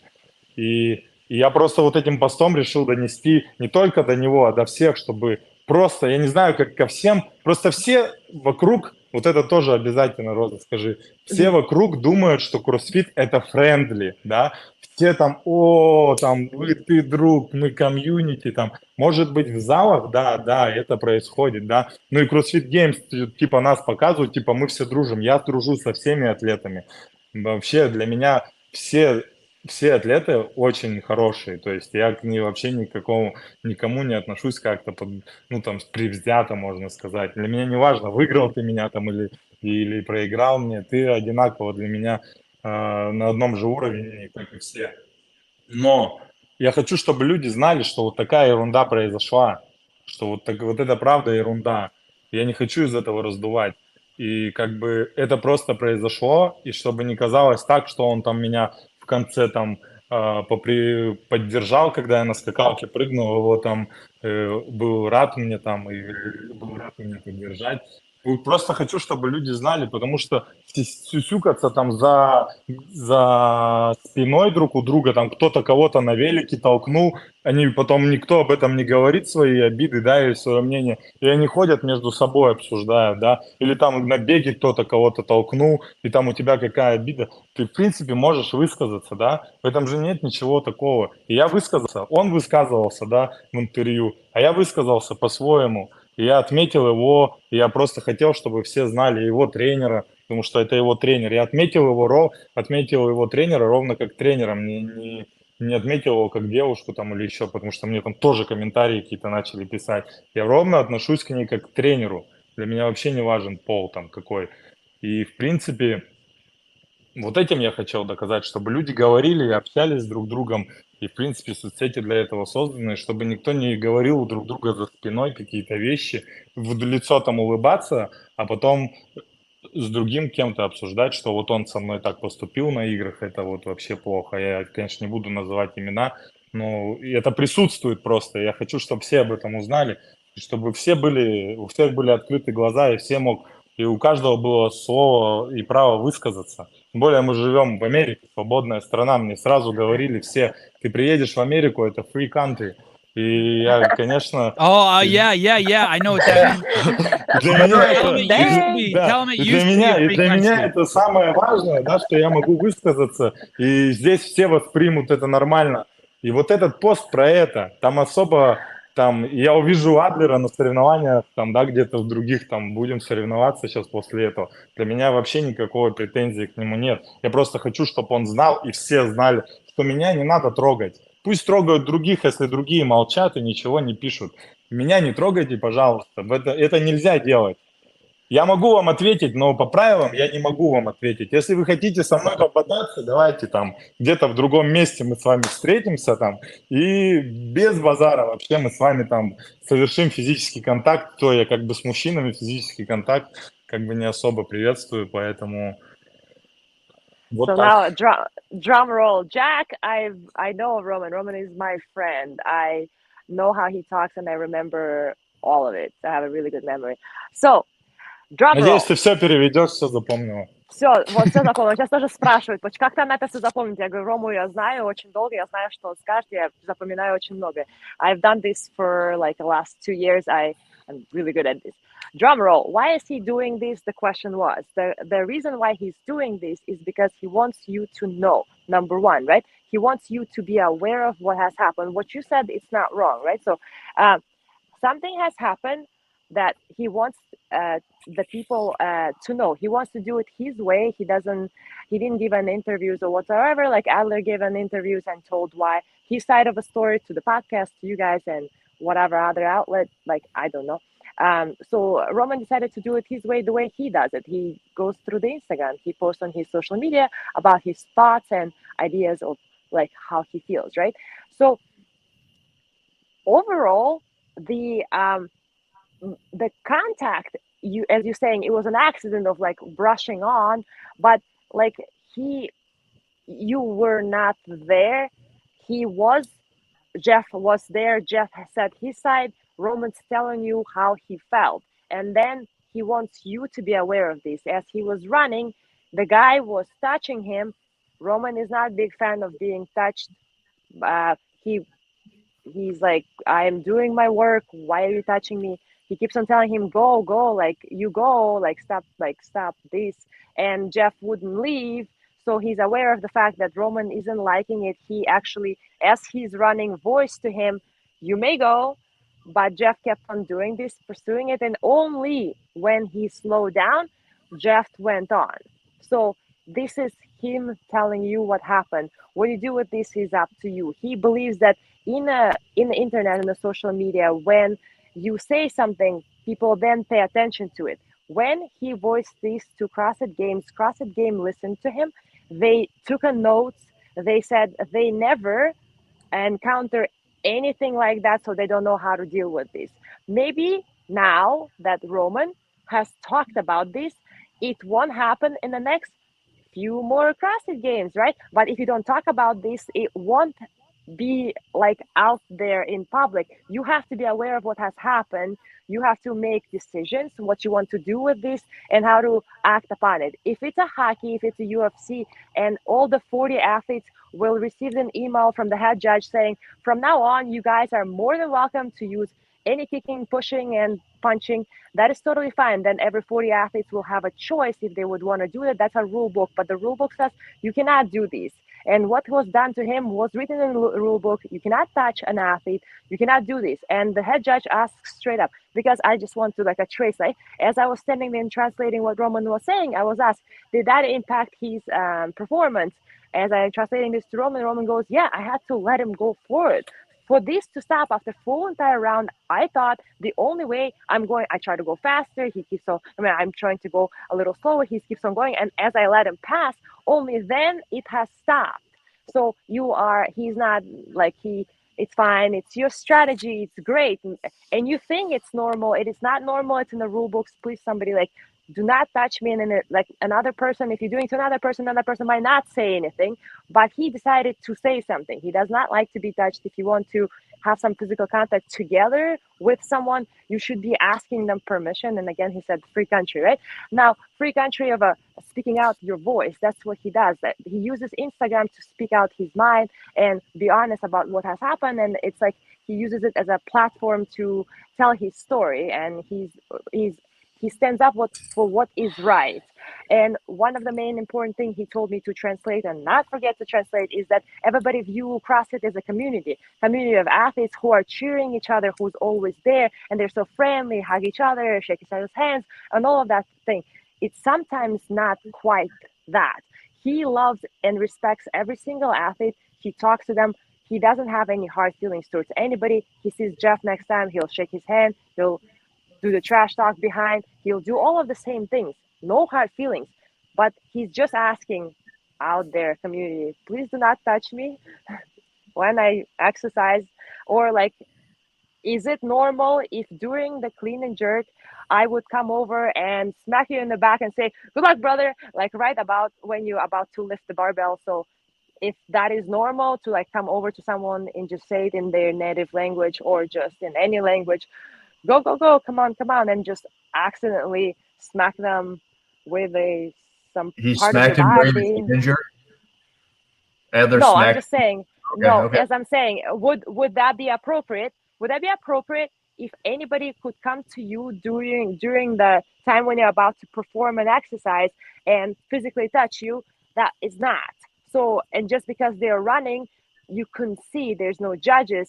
So now it's up to you to behave in a athlete like manner. Like there's the reason why there is the ruling, you act like with a sportsman like conduct, do not do this. And so read this, and next time please do not use that against other athletes. Maybe that has happened before and other athletes were not so comfortable addressing this issue and speaking up about it. Maybe he's the first person who's going to be speaking out about it. This is a matter that it should be paid attention to, and it's very important that people know about this.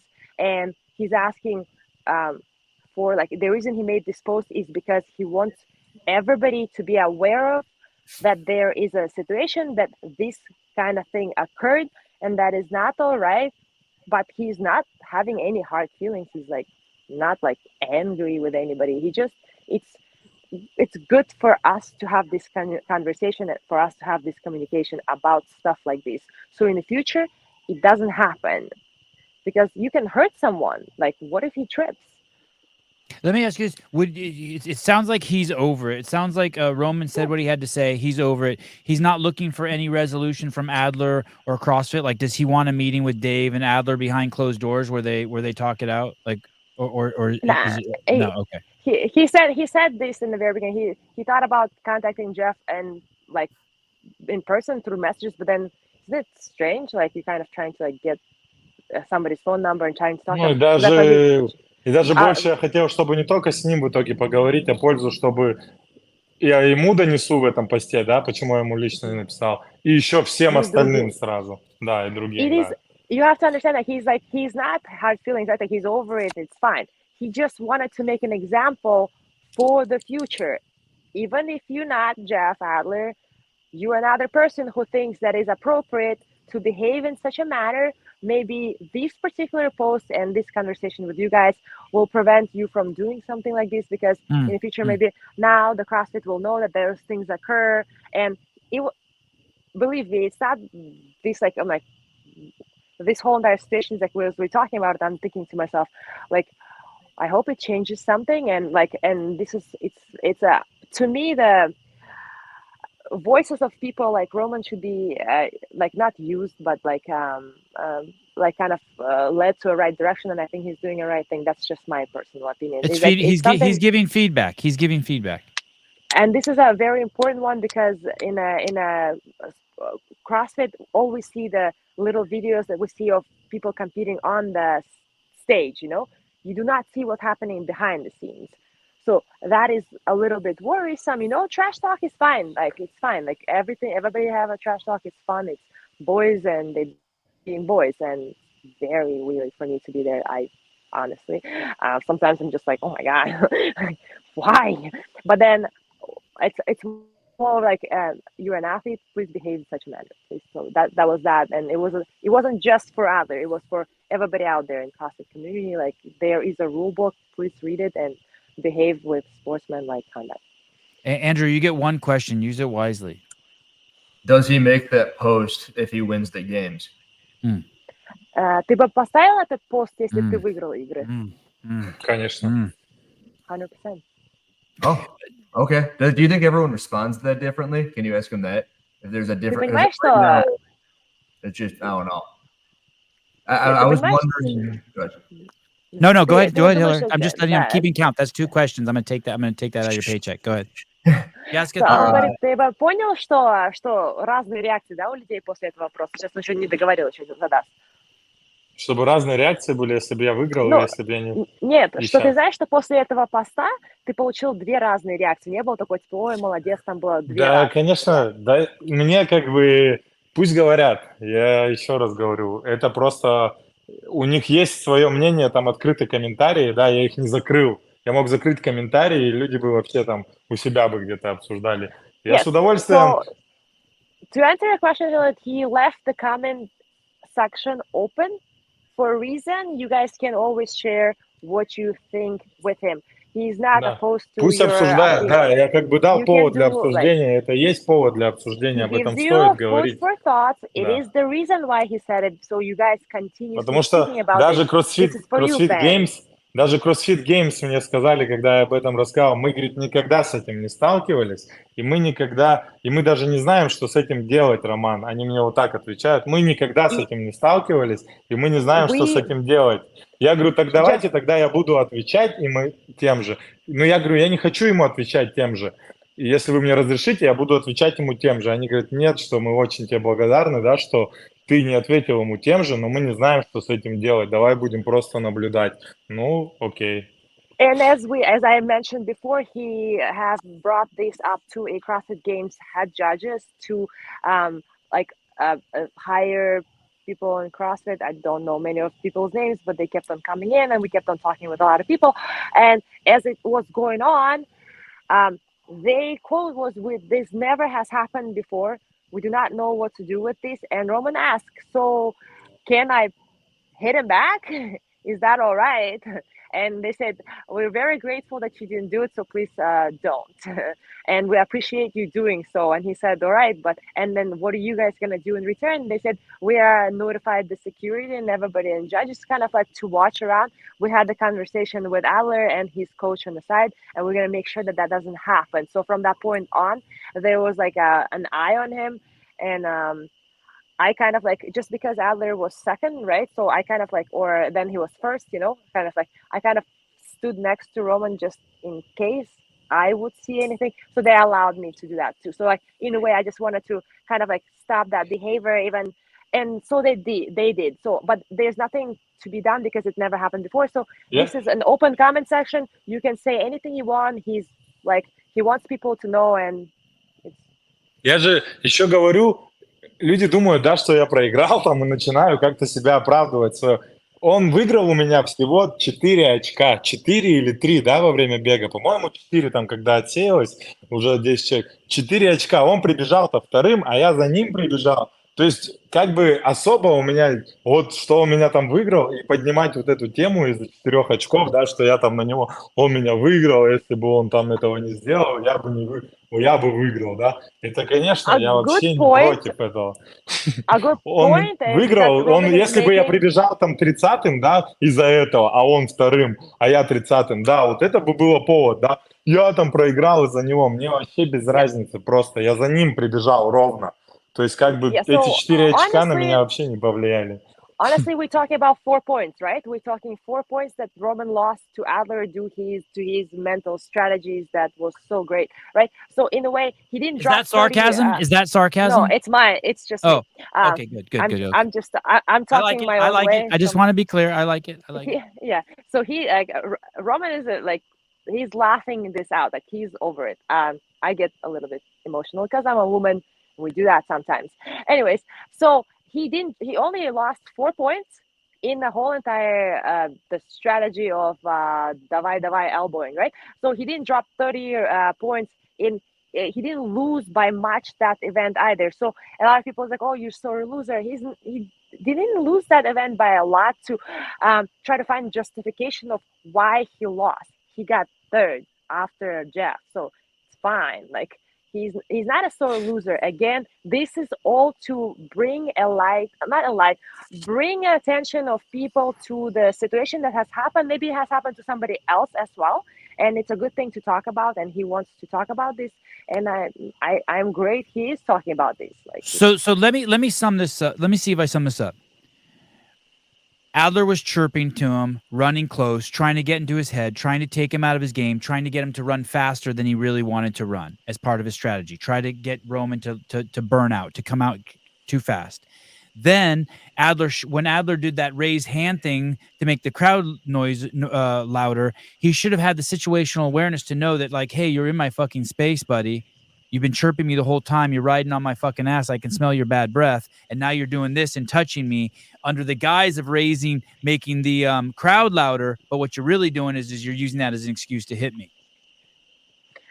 Is that, like, I'm trying to understand. Он пытается полностью рассказать эту историю в некоторых словах. Он говорит, то есть ты говоришь, что Адлер к тебе прицепился, что ты даже настолько близко, что ты можешь ощущать его плохое дыхание, вонючее дыхание на себе, и что он всю дорогу тебе что-то говорит, что-то тебя толкается, и что, когда он забегал на стадион, он должен был прекрасно понимать своей головой, что ты находишься рядом с ним, и размахивая руками, немножко понимать, куда он махает руками, чтобы тебя не трогать, но он специально тебя это трогал, что ты веришь в то, что это было сделано специально.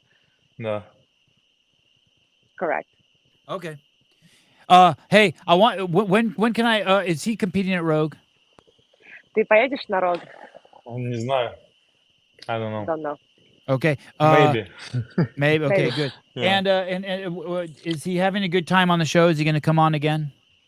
Тебе нравится это шоу? Ты вернешься? Я думаю, нет. Я пожертвовал сейчас тем, что я обычно купаю сына вечером, да, это мое любимое дело. Я с ним играю в ванне с сыном, да, купаю его, потом я укладываю спать. Я вот этим сейчас пожертвовал, сижу тут, рассказываю о какой-то, блядь, перепалке с двумя пацанами, которые там один другого локтем толкал там, и как это все там мне не понравилось. Еще раз, это не об этом, это о том, и я к этому не вернусь, потому что я больше не буду жертвовать личным временем, да, семейным. И я Look, хочу сразу, ну, можешь перевести, я дополню. look at these fucking trolls that don't have profile pics are the only ones that have to say no. Get the fuck out of here. Sorry, go ahead, Rosa. I apologize. For You swearing in front you of her. you have a one like question, not the question like you gave to Hillary. I was like, you have a one choice. You can ask me to not translate what he just said, so you don't have to hear this. No, I'll hear it. I'll hear it. I'll hear it. Go ahead. Go ahead.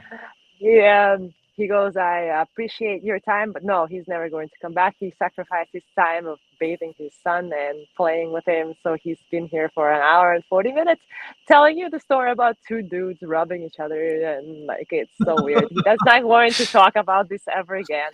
Right, No right. hard Okay, feelings. perfect. He wants to know this was with an intention to bring awareness to this. There's no hard feelings.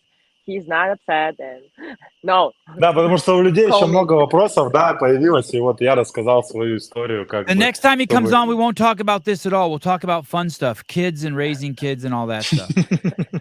Now you have to talk to me and his wife about that, okay?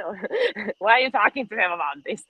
Well, he's saying, honestly, like a lot of people had questions and they send him DMs, you know, he felt responsible. He has a good fan base and he appreciates all of you guys and you as well as like in media, people like you do a great job. So he felt like responsible to tell you this story because you guys all asking questions. You obviously are curious and he wanted to pay a little bit time to you guys. He doesn't do this kind of much often. He's very you. like Thank you. family guy. He's going to be spending more time with like if your show is about like 10-15 minutes maybe.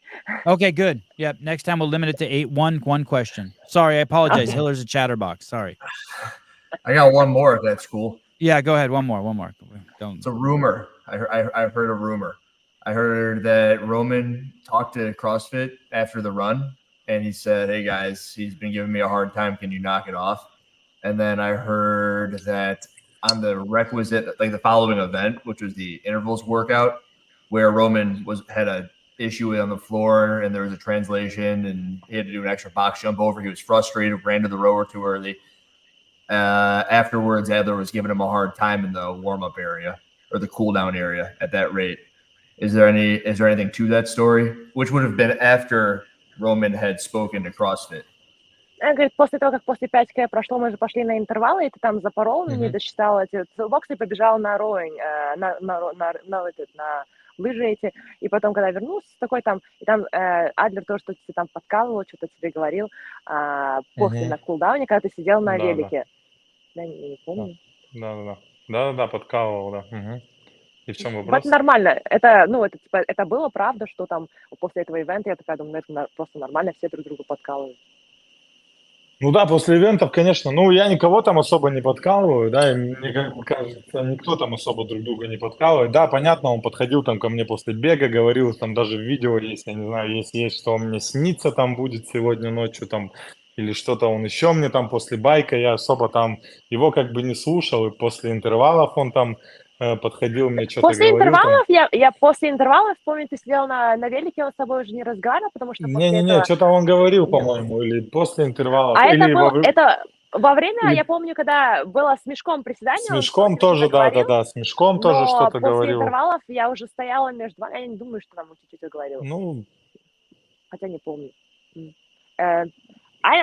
Honestly, like, people, that's a normal trash talk, right? Like, people talk to each other, you know? So, yeah, maybe, like, I personally don't remember. I was telling, I don't think he said anything, but I remember, like, that sandbag squats, like, that was, like, he came in, he was like, oh, and he didn't, like, Roman didn't see him, so he, like, kind of snuck in right in front of him. He was kind of like, oh, you didn't see me there. And after a round, he was like, oh, you're going to see me in your dreams tonight or something. Like, I think Battery Bros were, like, around, and they were, like, and he was like, yo, bro, like, and he's like, why are you Может, я ему там понравился сильно, он пытается свое внимание... Did he see him in his dreams? Did he see him in his dreams? He's saying maybe Roman is a very attractive man and Jeff really likes him.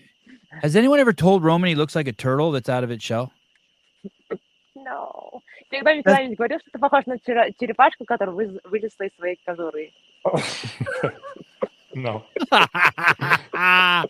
Я еще боюсь, самое страшное, что вот этот парень, который в синей футболке, я еще не совсем не запомнил его имя. Я очень переживаю, что он когда-то снимет мой ноу-рэп где-то и выложит к себе, как я там неправильно был. Мы с женой вчера разговаривали, он говорит, наверное, ты даже больше всех... Cartoon turtle. Give me a cartoon turtle. Good job. Not that ugly one on the left. A cute turtle. It's a cute turtle. It looks good. Вот такой вот. И да, я хочу, чтобы... И мы с женой вчера разговаривали по этому поводу, и он говорит, мне кажется, ты трясешься из-за этих ноу-рэпов всегда, наверное, благодаря вот этому парню, который всех выкладывает, да, там. Я вообще боюсь к нему попасть. Andrew, do you really want to hear what he has to say? No, Yes. He's actually really good. He's actually thanking you. This is incredible. He's saying he's so petrified to end up on your channel with no reps. So makes him do his reps perfectly. And his wife was joking about that. So she's saying, I think you should, in the end of the show, absolutely say, Andrew, thank you so much. Because of you, I do my reps perfectly fine. Thank you. You're the man, Roman. Tell him thank you. Tell him I had to ask my mom to take my kids to tennis and jiu-jitsu today. So I also, if misery loves company, I also missed this, and I did that for him also. So I really appreciate it, and I'm always here if he wants to come on. And the show is massive today. It's one of our biggest nighttime shows ever, and I do appreciate Roman coming on and doing that for the show. Oh, thank you. А он говорит, что он тоже сегодня пожертвовал поездкой на теннис и джиу-джитсу. Мама попросила своих детей отвезти, что это было самое массивное шоу для них. Очень много людей присоединились. Они очень сильно тебя благодарили. Она сейчас онлайн смотрит, да, я так понимаю? Да, по-моему, смотрит онлайн. Everybody's watching us online right now? He's asking, I'm assuming so. А это будет куда-то потом выкладываться, это сохранится где-то еще или нет? Are you guys going to save it and put it somewhere so they can... It's live right now. We're live. There's. Are you guys gonna save this and then repost it somewhere else? It's on. We stream live to Facebook, YouTube, and Twitter and Twitch. It's all live on all of them right now. Да, она live всегда остается. Можешь назад пойти, пролистать и просто переключить. Okay, let me tell you. There's over 1,000 live people sacrificed. watching now. Just so he knows, there's 1,000 people watching now, or 1,100 or something. Так, пользуясь моментом, мы хотим передать привет. And with that, taking this moment and realizing how many people are watching us, I'm going to say hi to this one person. She's incredible. The only reason I love CrossFit Games is the community of volunteers who are behind the scenes are so incredibly great and they work so awesome. Our Dr. Sean is incredible human being who reacted so quickly, who done everything in his power to help Roman. I am so in awe with every single volunteer, but one in particular is Angel. Her name is probably the best to describe her. She is an angel. She's incredible. All of the volunteers at the CrossFit Games work so greatly, and they attitude and what they did throughout the whole entire week. I was there for master athletes. I was there for teenagers. I was treated equally as great by every single person there, no matter if I'm with Roman or the other Russian athlete that I was translating to.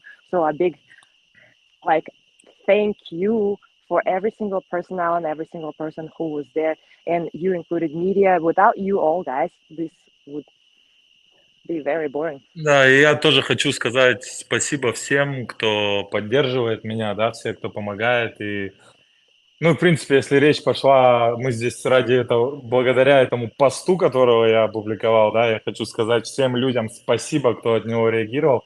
Почти 9 тысяч репостов моего поста было. Это просто рекорд какой-то для меня невероятный. 9 тысяч комментарий, там плохие, хорошие, я всех... Даже плохие я воспринимаю как хорошие, потому что вы уже не прошли мимо, обратили на меня внимание, потратили на меня свое время драгоценное, конечно. Я вам не советую в следующий раз этого делать, потому что лучше займитесь чем-нибудь полезнее, по крайней мере, чем писать какие-то плохие вещи. Хотя это ваше право, мой совет такой. И, в принципе, да, спасибо вам, друзья, что согласились поговорить со мной. В принципе, это для меня первое интервью, да, можно сказать, откровенное, можно такое про игры. первый опыт, и очень рад, что это произошло с вами, со всеми. Всем спасибо. Всем привет, кто смотрит и болеет. He also wants to thank every single person, the person of CrossFit Games. He also wants to especially thank every single person who didn't walk past his post and gave him a reaction, even a bad one. There was like a 9,000 shares or reshares or whatever, all the bad comment out there. He absolutely grateful for each one of you to taking a time and typing the stuff, but he recommends next time to do something more useful with your time.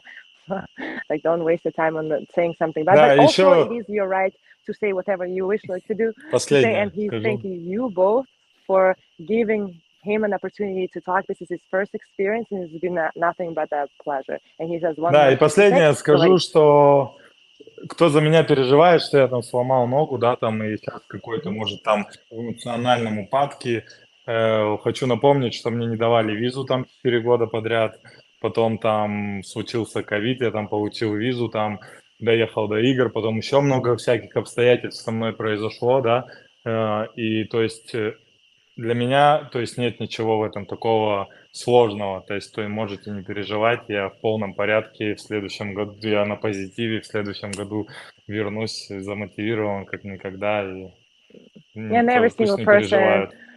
yeah, every single person who's been supporting him, he's absolutely grateful for your support. And if you're worried about his foot, he wants to remind you he didn't get a visa for 4 years to United States of America. He went through a COVID, through a bunch of other stuff, that to get to United States of America, he has missed the birth of his own son. He has been sick and had to travel all over the world to compete at the games last year, and he's going to be fine. His foot is fine. He's going to be training. He's all positive, and he can't wait to see you all guys next year at the CrossFit Games. Woo. Thank you, guys. Thank you, Roman. Thank you, Rosa. Thank you. Thank you. We'll be sending you Yeah. an invite for tomorrow night. We only need 2 hours tomorrow night. Thank you. Завтра только 2 часа. Hiller, Andrew, you would take over the translating part, so thank you very much. Yeah. Thank you. Thank Roman, you. Thank you. Thank you. All right, Roman. Good night. Thank you. Yeah, Thank you. you too. Bye. Спокойной ночи, Bye. Роман. Пока. Bye. Good night. All righty. My takeaway is that Rich and thank you. Fuck. It's getting claustrophobic in that shirt. My takeaway is that Rich and Facundo are his trainers, that he actually does have a coach, that all that stupid talk is he doesn't have it. I mean, he wanted to emphasize that Rich was his coach. He did, yes. He did. What else did you pick up? That's it. That's the only thing. I summed up the whole thing. Basically, Adler was jockeying him and fucked with his little peanut a little bit, and then when he did this thing, he obviously did it on purpose to brush him, and that just kind of pushed him too far, and he just, I don't know, he thinks that it's the right thing to do is to talk about it. It was rather I don't know. Do you have an opinion on that? Yeah, I do. Do you feel like opening up? No. I'd like to wait 2 months. I'd like to wait 2 months. He said he basically said he wanted to wait 2 months. I'm not 100% sure that I understand the situation, believe it or not, even after an hour and 52 minutes. What do you not understand about it? Like that culturally there might be. Well, tell me what you think happened. You tell me what you think happened. Give me the 1 minute version of what you think happened. See, now, that was tough. That was really tough for me because I had so much to, I don't know. I've never dealt with a translator before, but I've heard a handful of things. And I tried to get to it with that question, which was that there's more to it than that run. But he really only kind of opened up about the run. Yeah. She said something about like, hey, hi, Caleb. She said something about along the lines of like, hey, they were sending me weird text messages. But it's like we're an hour and 52 minutes in. Like, I want to know what those weird text messages were. There were lots of questions. So the dude's yelling at him in Russian. It seems like it was like, what are we gonna do to mess with Roman? And you don't just learn Russian on the fly. Right, but I'm okay with all. Or maybe he did know some Russian. Who knows? But he maybe he knew "let's go" or "hi" or but either way, How much I Russian don't have do you- a yet. Да. I don't know. Водка. Vodka, Khrennikov, everything that Kafka. I don't know. What do you think happened? So tell me what your takeaway is from this. I don't think that there's a language barrier, but I think people who have the opinion that he's being soft. I think that you need to take a second and put yourself into the shoes of a guy who's had some issues getting to compete at the CrossFit Games due to a visa, got over here. There's some preconceived notions that might be going along with that. There's a guy who is competing under a flag that hasn't been allowed to be thrown onto the games for a couple of years in a row, which comes with some stuff behind it. And does he have a fighting background? Do we know? Looks like a turtle to me. Looks like a turtle to me. I don't know. I thought he had a fighting background. And if he wanted to, I think he could rip Adler's head off. And I think that he was under control, which in my opinion is the opposite of being soft. If he turns and just like elbows him in the face and breaks his nose, this entire conversation is Adler's some demon who's coming to the CrossFit Games and to destroy everybody. Oh, sorry, did I say Adler? I meant Roman. Roman elbows Adler in the head. So when he's saying those things, are you reading into it? Like when Roman was saying those things, like he did this. What words you were saying? Which words was Roman saying? The ones that Roman was saying? Right. The words that are you reading into it at all? Yeah. Okay. I'm trying to parallel it with things that I may have heard. And okay. I want to get a little bit more confirmation on that. I didn't get much of it, by the way. You didn't get much of what? The Russian? Confirmation on the things that I didn't get any of the Russian, but I had heard some things such as there was some jabbing in the back after the rowing event. I had heard that maybe even Adler had come up to him and put a hand on him and had said some stuff to him in his native tongue. And I couldn't really get to asking him that. They're long-winded and not very many breaks. Yeah. But we don't have confirmation on that, so it probably didn't happen. I'm underwhelmed, which I guess is right. I'm totally underwhelmed too. You mean by the information? Like almost like, hey, why? Like you're still confused why he made the post. You're still confused why he made the post? I understand why he did it. He said why he did it, but maybe it's just the fact that it could have been said in 40 minutes, but because of the translator, it was 2 hours. And I was just waiting. I'm like, where is the moment where it's going to be more than this run? But it was about the fact that CrossFit didn't know what to do with the information, where Adler was provoking him or, trying to toy with him. And Roman says something, they don't know what to do, and he's hoping something is done, which resonates with me because if you don't say anything ever, then it's going to happen again. I don't think he was coming after Adler's character. It didn't seem like it. Roman didn't seem intense at all, by the way. He was laughing. He was jovial. He wasn't like, that motherfucker pushed me. He was right up on my shit. Like I didn't get any animation from him other than like, just like, hey, dude. 2 months to digest it too. First off, he was in a garage. He wasn't intense. Meaning, what do you mean? The stupid joke. God damn it, Pillar. Someone in the comments will get it. Intense. No, he seemed calm. He seemed collected. He seemed like he knew we wanted to talk about. He really seemed like he knew what he wanted to talk about. We can't go there yet. We got to finish talking about this. Bernie Gannon, the question is where gamesmanship and sportsmanship begin. Yeah, and I'll take the blame for that. I don't think we got to that. Like, did you see the video I made today on that? No. Is it on your Instagram? The rule book, the CrossFit Games rule book, has this entire section about what it means to abide by their Instagram or YouTube. No, an entire in the rule book. PDF. No, where's the video you made on Instagram or YouTube? YouTube. It's longer, but in there I kind of break it down and I say, hey, CrossFit says you can't do this. I say you can't do this or this, and before talking to him, I didn't really get clarification on it. It seemed like there was a point where Roman had tried to say something to CrossFit, and then it just kept on going. And he's like, guys, what the hell? I told you. And because they didn't do anything there, well, now I'm going to talk about it in social media so that something has to happen, which resonates with me. There you go. Sportsmanship. You're not allowed to impede the ability of an athlete to compete on the floor, which everybody goes, Hockey, basketball, football. Have you ever seen a cross country race? They're shoving each other. It goes, yeah. Wait, But it says sorry. Look, you can't do that. Hillard, they have the words diversity, equity, and inclusion in the fucking CrossFit Games. Are you fucking kidding me? No, that's right. As a why is there a red line through that? Let me read. Why is there a red line through that? It's the play button. Play Press button. play. It'll go away, and then bring the mouse off the screen. I think. Yeah. As the performance arm of CrossFit, oh shit, let me see it. As the performance arm of CrossFit Games have the ability and responsibility to showcase our core values of wow.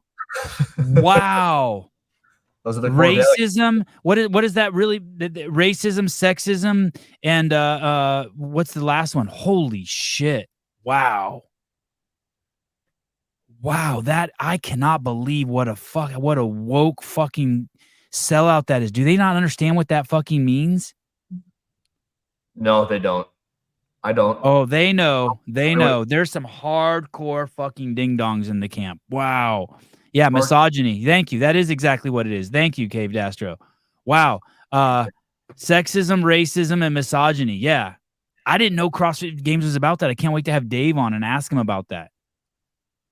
Well, to be fair, I think that was... Dude, it's the least diverse the games have ever fucking been. 2018.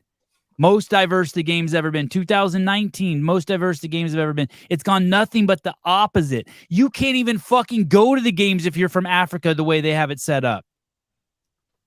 It is the least inclusive. The only thing inclusive about it is the fucking open.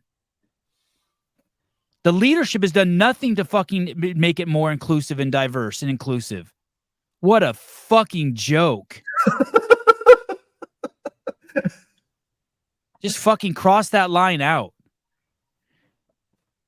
Calm, Sevan. Okay. Hey, I saw that the Lone Ranger and Tonto talked about this before we went on earlier today. Oh, really? Yeah, the Lone Ranger and Tonto talked about the Lone Ranger is Shawnee because he's so excited because he likes superheroes and masks are coming back. He loves masks. God, Shawnee loves a mask, and masks are coming back. Is that right? So he's the Lone Ranger, and Tonto is just Tommy. That's just me. I just think he fits good as a Tonto. The Lone Ranger and look, I just gave someone a nickname. There they are. That's Sean Woodland on the right and Tommy Marquez on the left. I got it. So the Lone Ranger and Tonto did a show today trying to figure out why what's going on with Roman. Yeah, I know. I know it's slightly racist.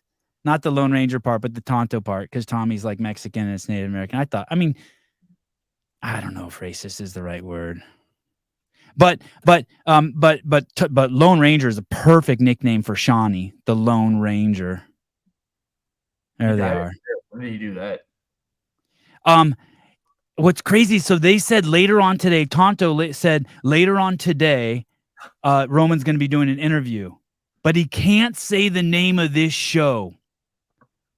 He can't say, "Hey, later on." And just so you guys know, later on in the week, Talking Elite Fitness is going to be interviewing Julie Foucher, and they're going to be going through a play-by-play of the 2012 CrossFit Games.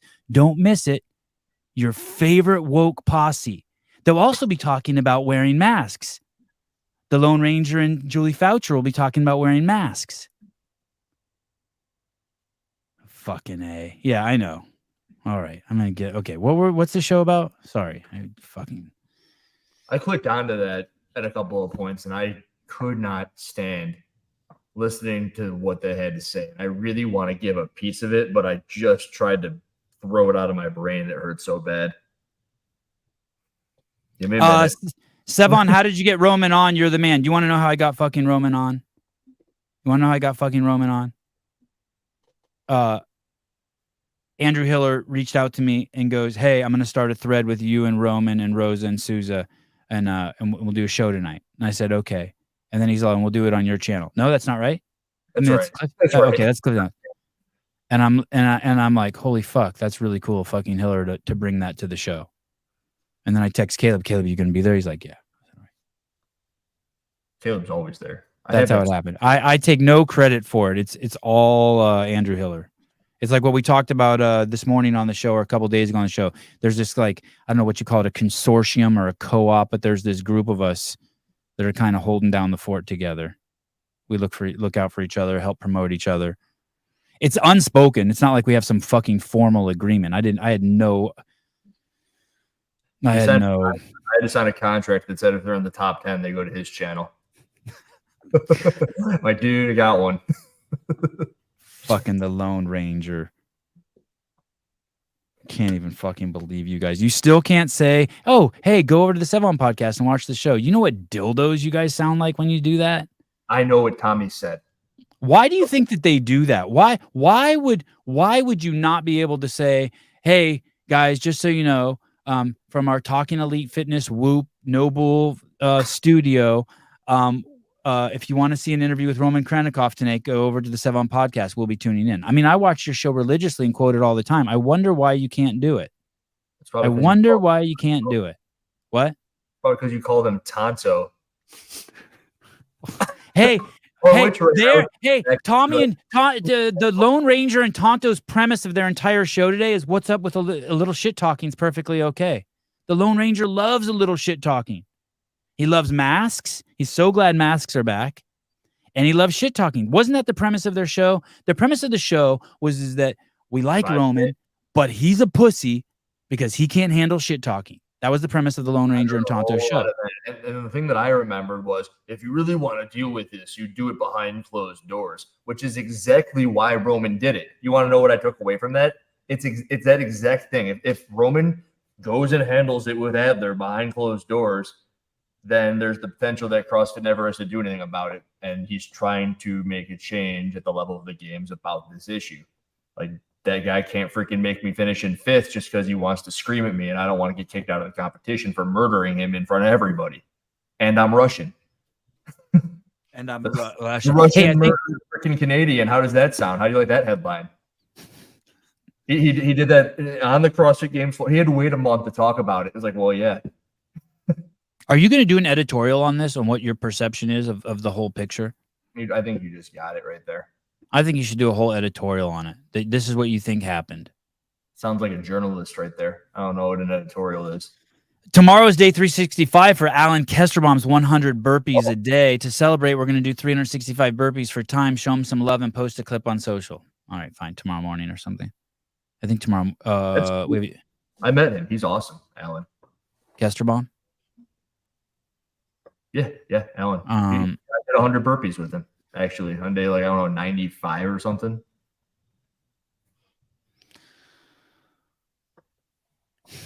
All right. I just summed up a 2-hour episode in that 1 minute. Can you sum it up one more time? Roman didn't want to take matters into his own hands because there is a connotation about him as an individual, at least he believes. And he didn't want to handle it behind closed doors because then nothing's going to change. And he thinks that nothing's going to change because nothing happened as a result of him already trying to address it with CrossFit. That's what I heard. Hey, guys, this guy's messing with me. We don't know what to do. Well, what are you going to do? We don't know. All right, well, I'm going to post on the internet, and then everyone's going to know. So you'll have to do something. It's the premise of my entire YouTube channel. Yep, definitely needs a video. Okay. Definitely needs a video. Okay. Agreed, disagreed, thoughts? I don't know. I honestly, the difference between me and you is why I like you so much. Because I'm so hesitant. Say it again. I think he should have handled it with Adler, man to man, face to face, or in a private chat where no one sees it. I don't even have any opinions on that. The metaphor I can think of is like, I need to be balls deep inside of a girl before I know she likes me, and you can tell from 100 yards away if a girl likes you. You have the ability to see some things that I can't see, and so I knew Alexis 4 years before she liked me. What? I knew Alexis liked me 4 years before she knew she liked me. There you go. And you're more comfortable filling in parts of stories that aren't like completely clear. So if you see 2 eyes and a nose, but you can't see the rest, you'll be like, okay, there's a mouth under there. And I'll be like, I don't know. I can't see it. Fergie show, I want a jacuzzi with Rosa. Yeah, spell her name right first, bro.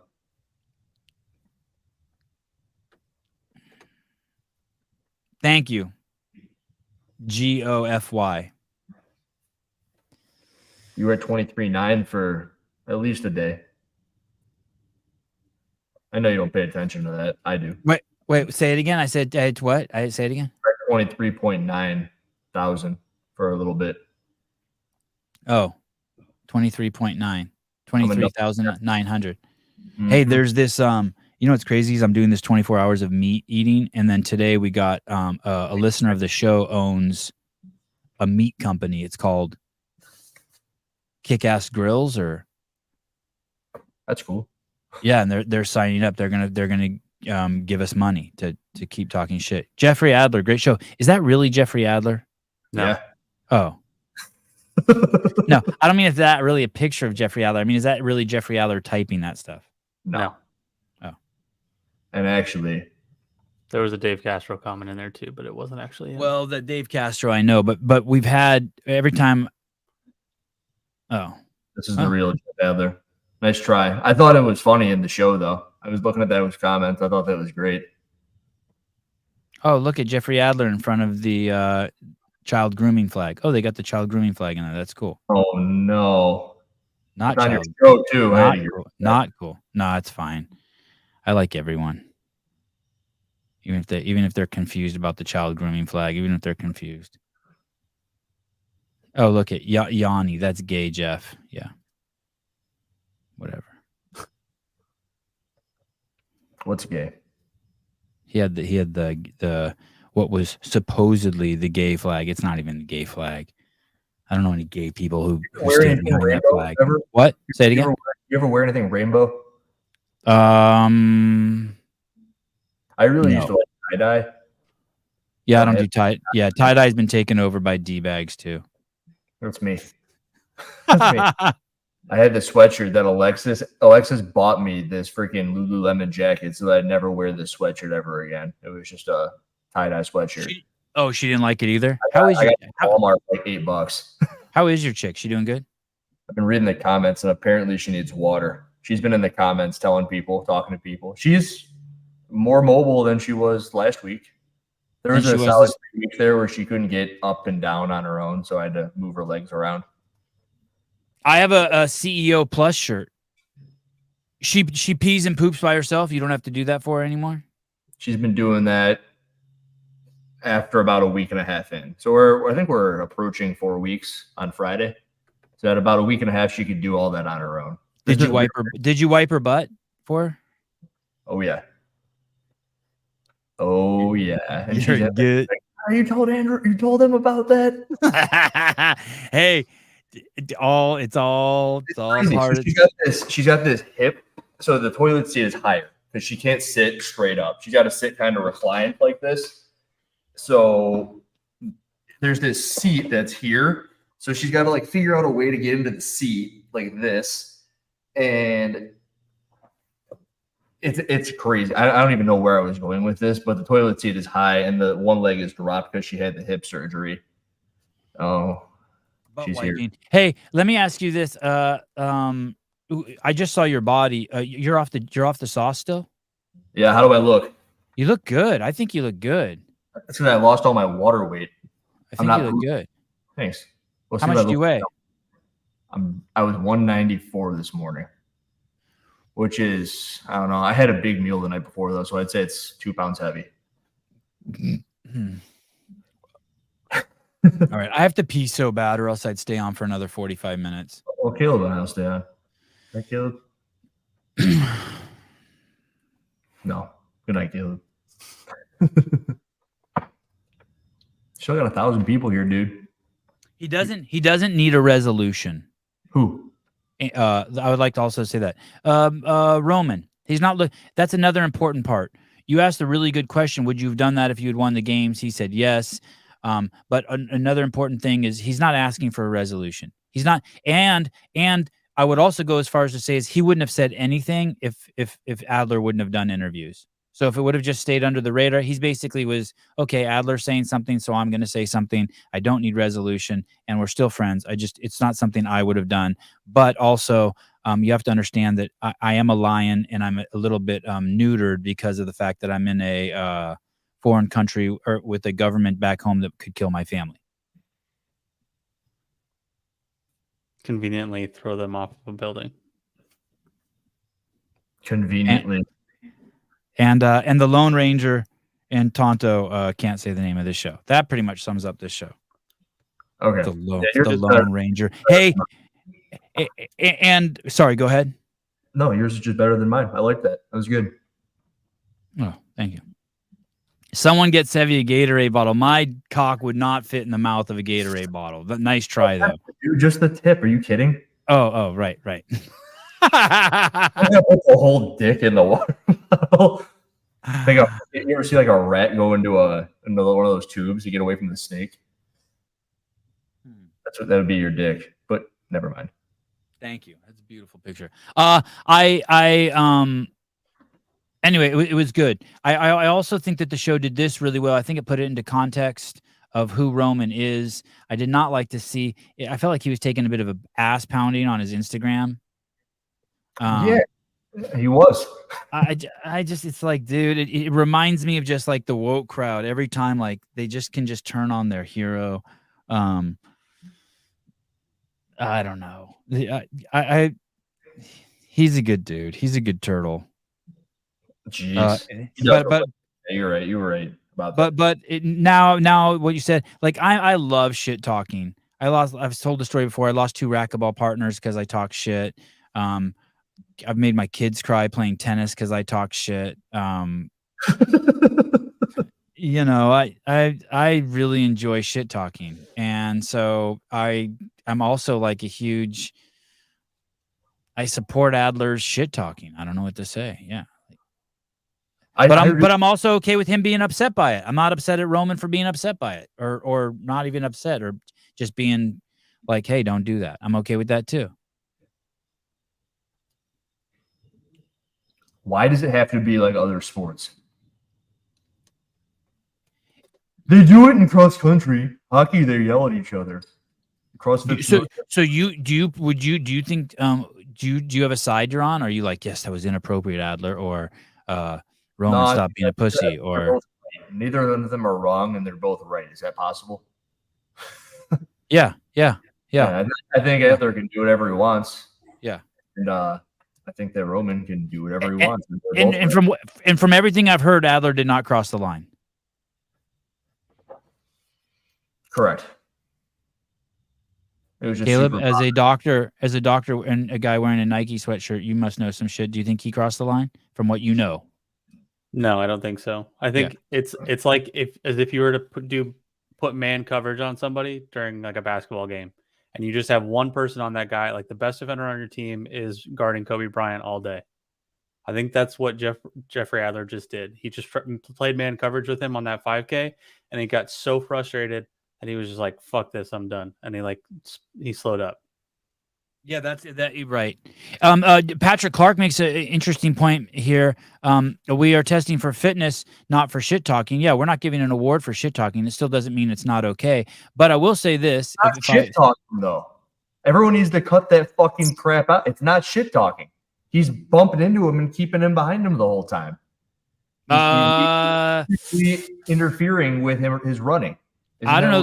The way I heard it is he wasn't in front of him. He was actually behind him, but he was running very close to him. Yes, because Adler, I suppose the talking comes, it's like, hey, get up here. And then he was bumping into him. So you do sympathize with Roman a little bit.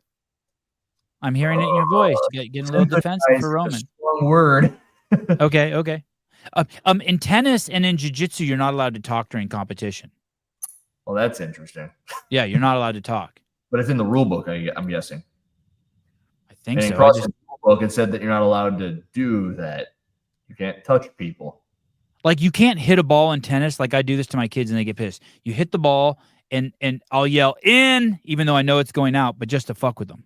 And he'd be like, dude, and everyone would be like, dude, you can't do that. I'm like, what do you mean? Nick Kyrgios does that, and he gets away with it all the time. I don't think it's a rule. Nick Oh, really? Kyrgios, No, during the match he talks shit. during the match, Wow. Okay. he's yelling Okay. all the time. Okay. I always that's thought why it was just everybody after hates the him. match. Oh, I love him. Okay. And in jiu-jitsu, you're supposedly not allowed to talk too. Like during the match, you're not allowed to be like, you're fucked, or I'm gonna choke your ass out, or God, you feel weak like a bitch. Like you can't say that. You can in arm wrestling, you can do it. Oh, I know, but like that guy, the whisperer guy, Yeah. you met, that'd be funny. Yeah. No, it's not a Bowflex behind me. That's a lat pull down machine. Hey, isn't it nice? God, the chat. It's crazy how cool the chat is when it's just like the hardcore group, and then when it's not the hardcore group, it's just crazy. Like they're like bad notes in a band. Do you know what I mean? Like there's a flow to the chat, and then Lilu Dallas multipass. Wow. It's not the shit talking. It's him bragging about his strategy, which doesn't seem very sportsmanlike, especially when competing in an international professional sport. Okay. I'm not agreeing with your, I'm agreeing with your analysis. I'm not agreeing with what you're saying is true, by the way, but that is it. You nailed it. That's a good explanation of what Roman was saying too. It's not the shit talking so much that bugged him, but it's the bragging about it as a strategy afterwards. Yeah. Well said.